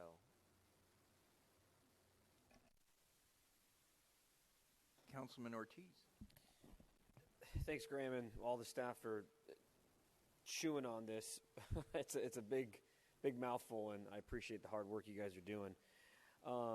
It seems like, based off of the initial business grant, designated $5 million, 64 applicants. It doesn't seem, if I'm doing Kentucky Windage, it doesn't seem like we're going to hit the end of that funding. We're not going to use all that funding from the initial wave. Am I tracking? I would like to give a couple more weeks before I would agree with that. Okay. But if you were to look at the numbers and the trends, I would say yes. But I still think that this money is a little bit more difficult to obtain. Okay. Because it does take a little bit more thought process. So we're hoping that that's what's happening right now. Okay. But I don't know that. And then with the recoup of city funds, initial estimates that we were going to designate was $10 million. We're thinking it's 6.5. So I guess my big question is, the way things going, it looks like we're going to be under budget in some of these places. We're going to have some money left over maybe at the end of this. We're going to have to rework out where this money is going to go. When do we have to have this money spent? I guess that's my big question. 2024, the end of 2024. We have plenty of time. Well, yes and no. I mean, to do a capital improvement project, for example, it takes a while. So we think that there's areas, the easiest place to put this money isn't $100,000 here, $100,000 there. It's big street beautification projects. It's allocating money to our sewer programs. I mean, there's a couple big places that funding could go to that would have a big payoff in the end as well. So I'm not too worried about if there is some money left over. I think there's plenty of opportunities to allocate. So we have some ideas on the bench that we could pull up if for some reason we have extra funding. Okay, that's great.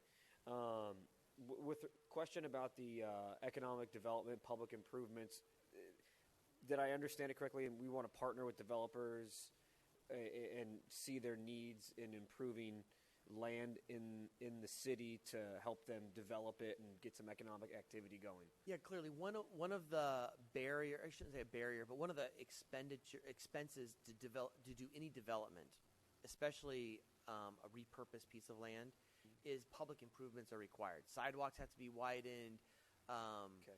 Utilities have to be undergrounded. Infrastructure bigger sewer pipes have to be brought in. All those things can really limit an ability to now invest, $25 million when you have $1 million worth of public improvements.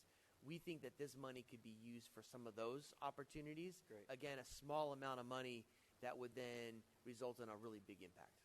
And are we looking at underutilized properties or vacant lots or anything in between? Correct. Okay, great. Well, one, it depends where where the interest is, but I can tell you the lots that Mr. DiMaggio and I have been talking with developers on are those lots that have been habitually vacant for years and years and years that we all drive by Awesome. day in, day out.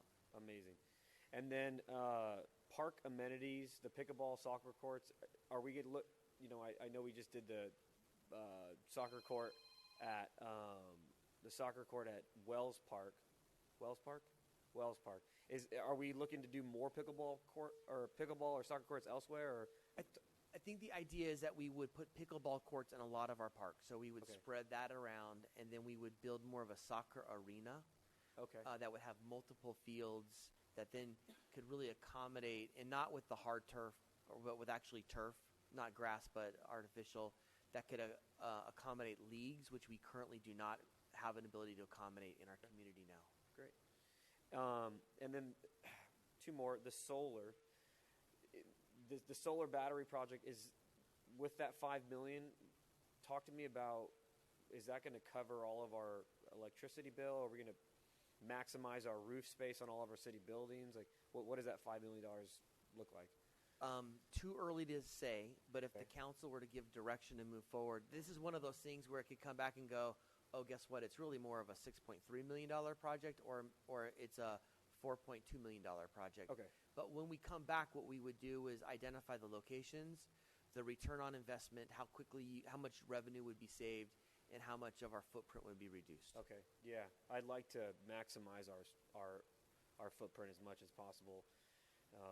Paying for electricity when we have the ability to get rid of our electricity bill is silly. And then the broadband fiber network. I like the idea of expanding our network in El Cajon, so our Cox and AT&T can better serve our residents. I'm a little hesitant about the free Wi-Fi in parks. I've seen some reports of that being a magnet for vagrants in the area and people just hanging out up to no good. So I don't know how we mitigate that, if that's part of the plan, or if I'm sure you guys think of everything I've thought of. So I'll just let you speak to it. We've thought of that. We don't have a plan in place. Again, this is really early. This is just is this something the council wants us to explore? And if that were the case, we would look at some best case scenarios. I've read some articles of ways to deal with that, but you're right. There's no perfect solution there. That's all the questions I have now. Thanks. Councilman Goebel. I'll start at the bottom of the list and work backwards. I agree with Councilman Ortiz. The parks, I think parks are for active use, and internet seems to be kind of passive, so probably pass on the parks for internet thing. I think there probably is some value with broadband throughout the city for other uses. El Cajon Foodie Fest, that has a great opportunity to be a really big party. I think I heard you say at one time you weren't sure you're going to need all 150,000.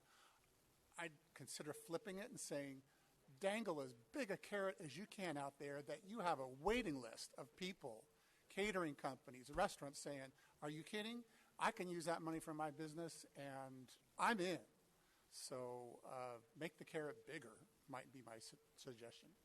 And just so you know, as you allocate these monies, the way the municipal code works, it gives me authority to spend within categories. So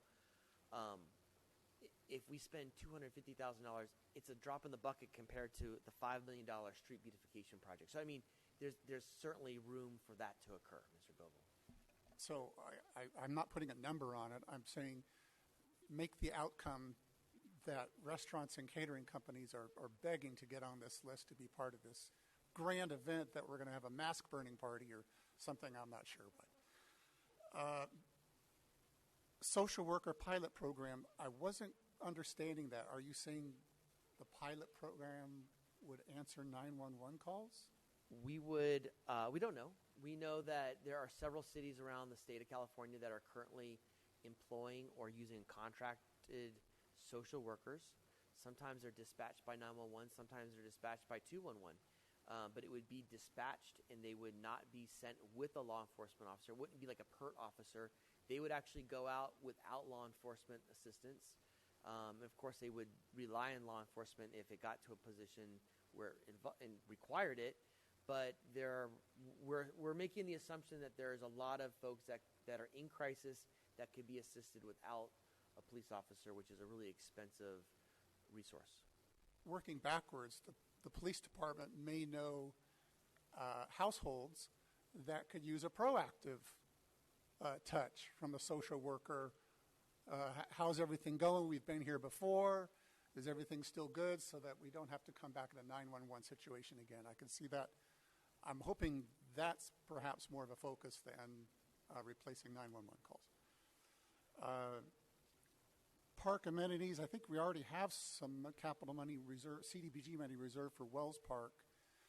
So $3 million seems pretty healthy there. Economic development. At one time we talked about the front of the Magnolia, the lawn, and that does have economic development opportunity, and that may be a good place to consider some of this big money.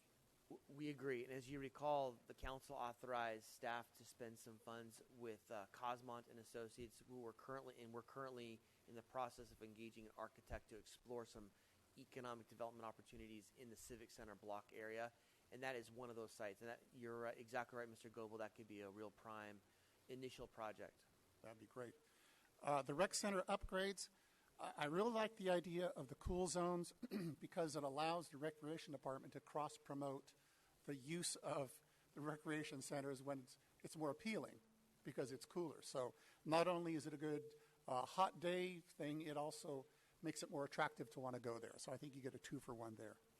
The small business grant program, I noticed the round one from last year, we had 134 grants for $2.5 million. I don't know that the existing criteria is going to get us to $5 million.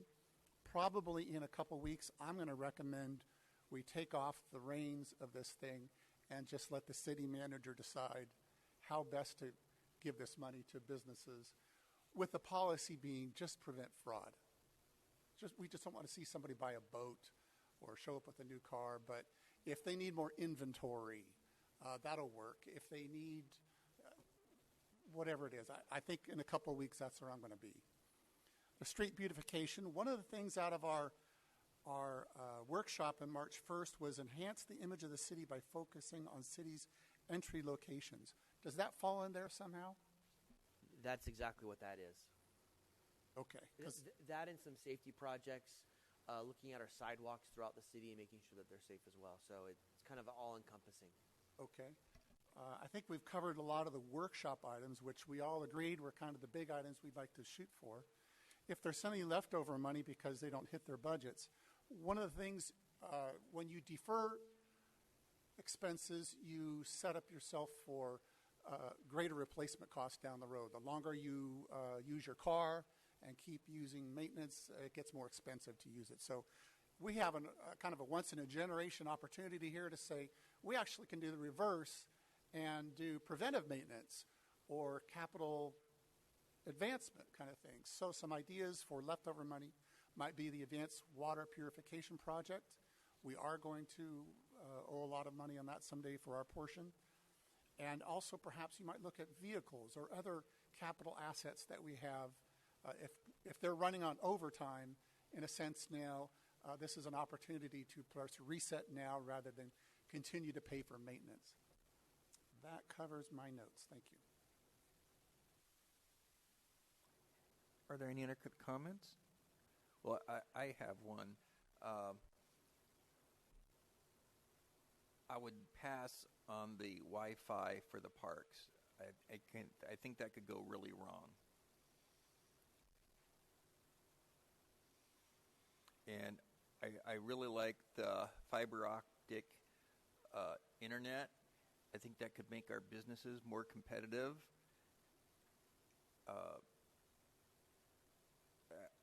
I like everything else about the plan. So So if there's a lot of value in getting broadband or fiber to our recreation centers, because where we have these hubs of staff, that doesn't necessarily mean those have to be free Wi-Fi zones, right? So under this plan, we'd probably continue to recommend that we get fiber to our parks, but that doesn't necessarily mean offering the Wi-Fi. So that we'd probably recommend that. We did look at where our fiber is the most robust. It happens to be in our business district, so we probably don't need to augment fiber in those areas. It really is actually in our neighborhoods, mostly on the valley floor. So if based on what I've heard from council's feedback, we would continue to recommend the fiber network, but we just wouldn't offer the Wi-Fi in parks. And I think having the air conditioning at some of the rec centers would be very good, because there are days when it's 106 out here and people don't want to play basketball even indoors at 106. And I think we have an obligation to the surrounding community, since we're the easternmost city, that if some big fire starts somewhere, that we have the availability to put people up for a little while until they're safe and they can go home. And the air conditioning is going to help a lot on that, because we're going to have elderly people and small children that could really be impacted on a very, very hot day. Any other comments come to mind?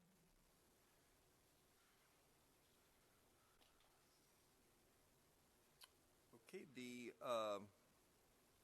last report, item 7, is a COVID-19 update. I'll ask the city manager to tell us about this. Council, I'll be brief on this.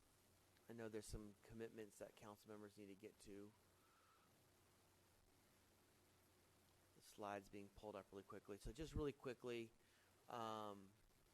active cases countywide is fantastically low. We're about 1,000 active cases. That's 0.03% of the population, or 30 per every 100,000 people. For El Cajon, there's about 50 active cases. By the way, that's the same number we had in April 2nd. Actually, between April 2nd and April 3rd, 2020. So we're about halfway between those two dates. So that kind of tells you where we're at. There is new reopening protocol. In fact, we just entered into the yellow zone today. It doesn't mean a lot because it's only going to last for a week. It means our restaurants can be at 75% capacity, and it does open up a few more things. But the reality is it's going to be non-existent soon. But under the reopening protocols, there's no physically distancing requirements, no capacity requirements. Masks are dependent on California Public Health Department or CalOSHA, as we're learning. Indoor and outdoor events are okay. Mega events do have some limitations. There is either a requirement for a negative vaccination test or some sort of self-certification for anyone that has an indoor event over 5,000, which does not include the Magnolia. And by the way, I just heard Lindsey Buckingham signed with Live Nation today, so he'll be performing from probably some Fleetwood Mac songs. And then outdoor events over 10,000 also are deemed a mega event. So for the city, we're just 100% opened up after this point, because we don't have some of those massive events. I think what I wanted to do is spend a little bit of time talking about how we want to proceed with city council meetings. I think of kind of two options. One is sort of go back 100% to the pre-pandemic way in which we held council meetings, or there could be a hybrid, as long as there's some Brown Act limitations through the end of the calendar year, as the governor has indicated. Staff would recommend that we continue to use Facebook Live to broadcast. I think that's been a valuable tool. It's just another way to broadcast. And as a reminder, we don't have the ability to take comments throughout the meeting from Facebook Live. That's not an appropriate way if someone wants to contribute to the meeting. Accepting comments via Webmaster.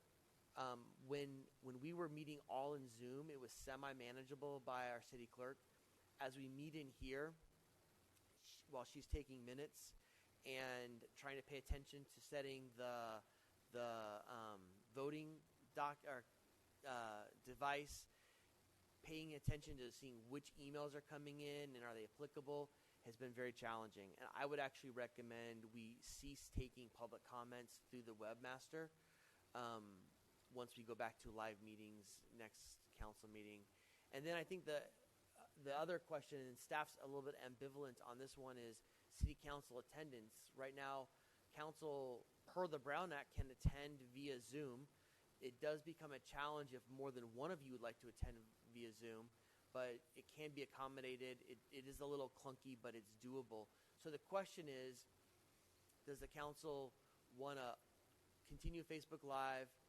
Do you want to end accepting comments via the webmaster live comments?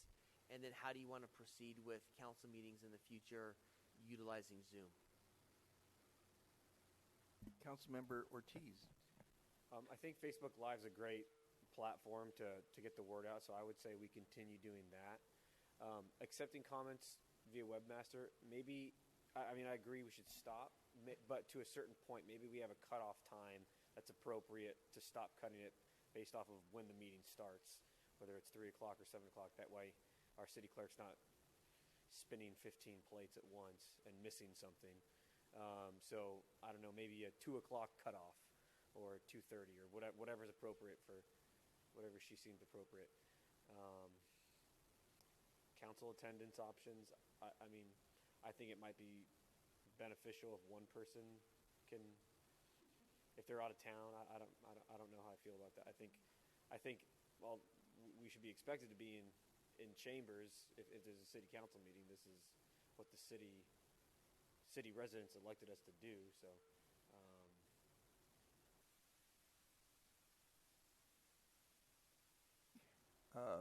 Michelle.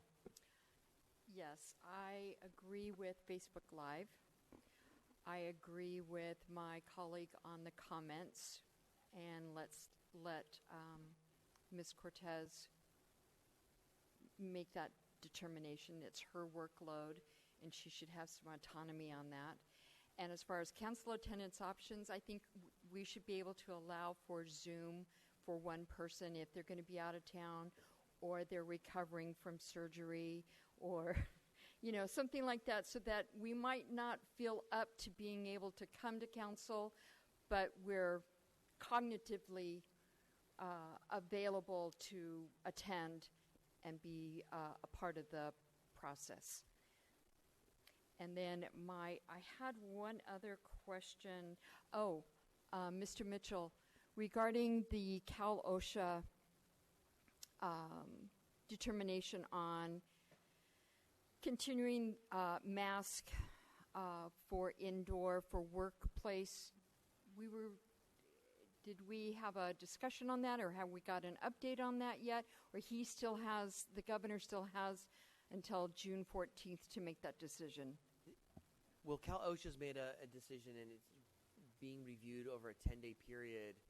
So there's no final determination on that. I think it's more of an operational city thing that we'll have to deal with. I can keep the council apprised of what happens, but we don't have a definitive answer from Cal OSHA yet. Right. I know that the governor has until the 14th to overturn Cal OSHA. Were we going to send a letter regarding that or anything? No, we don't have any purview over Cal OSHA requirements. So Okay. let's say a business in El Cajon decided not to follow Cal OSHA requirements. We have no regulatory authority, and so we would not be involved with the enforcement process. Okay. Thanks. Any other comments? Steve? Speaking of enforcement and enforcing Cal OSHA requirements, who is responsible for enforcing that? Who has the regulatory authority to enforce that? Cal OSHA. So they have to have their own They have people inspectors. on the ground? Yeah. Do they have those here in San Diego County? I make the assumption. I don't know if Mr. Foley knows. Yeah, I believe they do, but it's like any other state agency. It's probably not staffed to the amount that we have in our police force or something like that. But yeah, they typically respond to complaints, although Cal OSHA can just inspect any business to determine compliance and proceed from there. So it'll probably be enforced on a complaint basis, and who knows how they'll be able to respond to the complaints depending on volume and staffing levels. Okay. Correct. I agree with Facebook Live. I agree with the comments. My question would be, so if somebody has a comment on something in the middle of a discussion like this, they could in person say, I've got a new thought, but you would not be able to do that online. That's correct. Yeah. I think that's consistent with other agencies. I think MTS and Sandag both do it the same way. Okay, I'm good. Okay. Any other comments before we leave this? Okay. There are no commission reports on today's agenda. Council activities report. Item 8, the mayor's report as submitted. Item 9 is legislative update. I'll ask Assistant City Manager DiMaggio to share this with us. I'll be very brief because I know time is important to some council members to make commitments elsewhere. Basically, just when you thought this couldn't get any longer or more outlandish, it seems to do that. Let me just hit some of the high ones. Basically, everything we talked about last time has moved through its respective house, okay, and it's now into the other house, wherever it needs to go. So a couple of the highlights. AB 333, this removes burglary, looting, felony vandalism, and identity fraud from crimes that define a pattern of criminal gang activity. That was reconsidered. It failed in the Assembly. It was brought back, reconsidered. People changed their votes, and it passed. And so it now goes to the Senate. Something related to what we were just talking about is AB 339. This requires city councils until 12 of 2023, December 2023, to provide telephonic and internet-based options for public comments in city council meetings. So this has passed the Assembly this week, and it's in the Senate. Whether it continues to evolve or change, I'll continue to update you on that. AB 989 is the famous state agency that can overrule your decision on a conditional use permit or other development thing. That passed in the Assembly and is now in the Senate. AB 1401, this is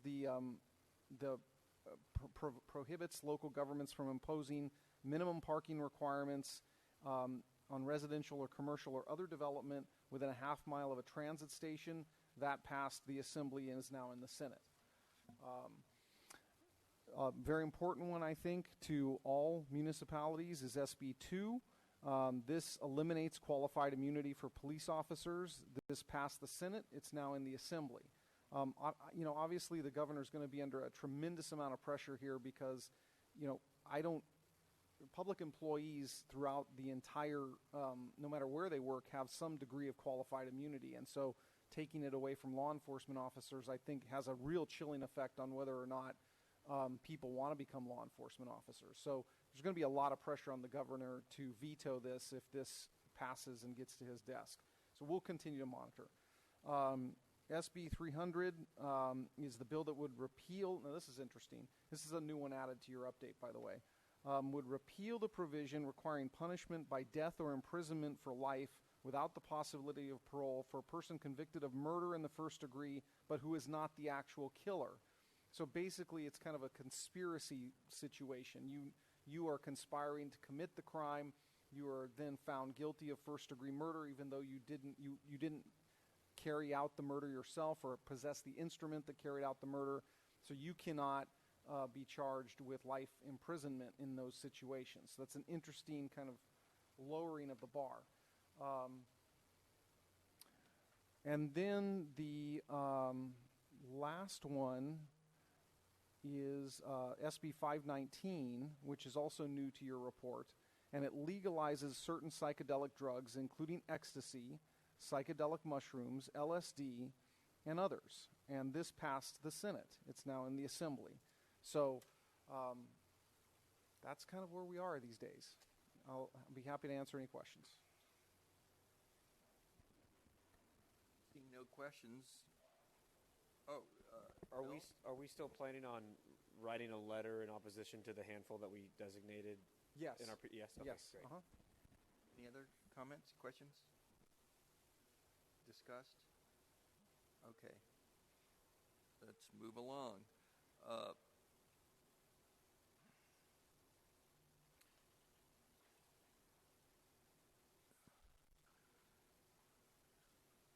Activity reports of council members.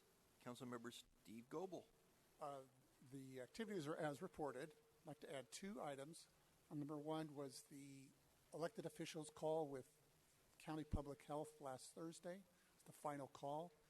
My question to Dr. Wooten was, so what will be the metric used to end a state of emergency?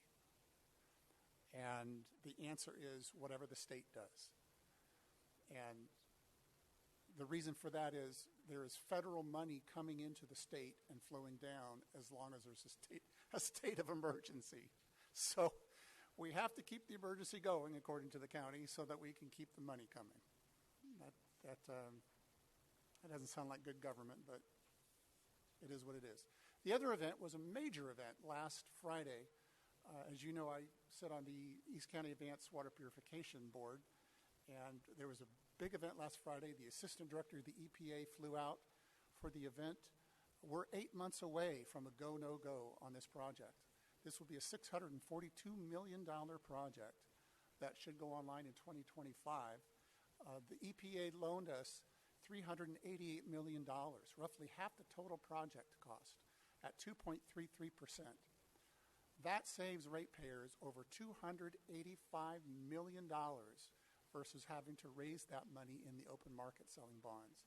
So we're very grateful to the EPA. The White House specifically texted us in the middle of the event saying they wanted pictures. So it's a very big event for the administration as well.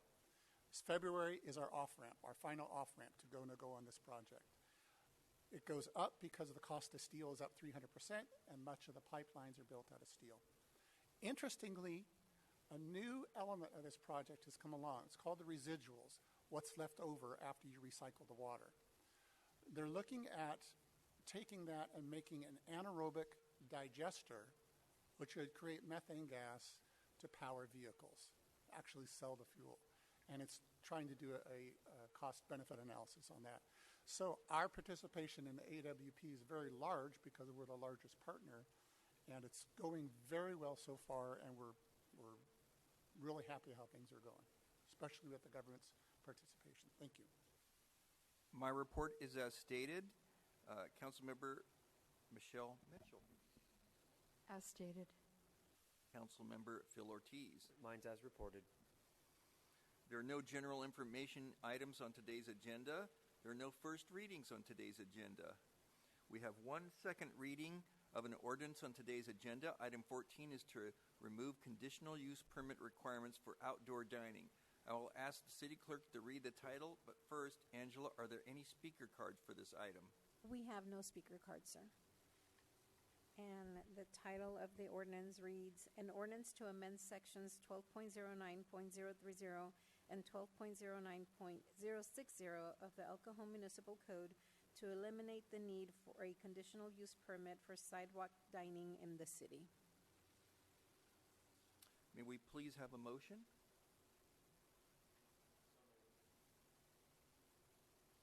We have Second. a second? Second. All right, please vote. Motion carries by unanimous vote of those present. There are no closed sessions on today's agenda. This brings us to adjournment. The regular joint meeting of the El Cajon City Council, El Cajon Housing Authority Successor Agency to the El Cajon Redevelopment Agency, held this 8th day of June 2021, is adjourned to Tuesday, June 22nd, 2021 at 3 p.m. Thank you all for coming.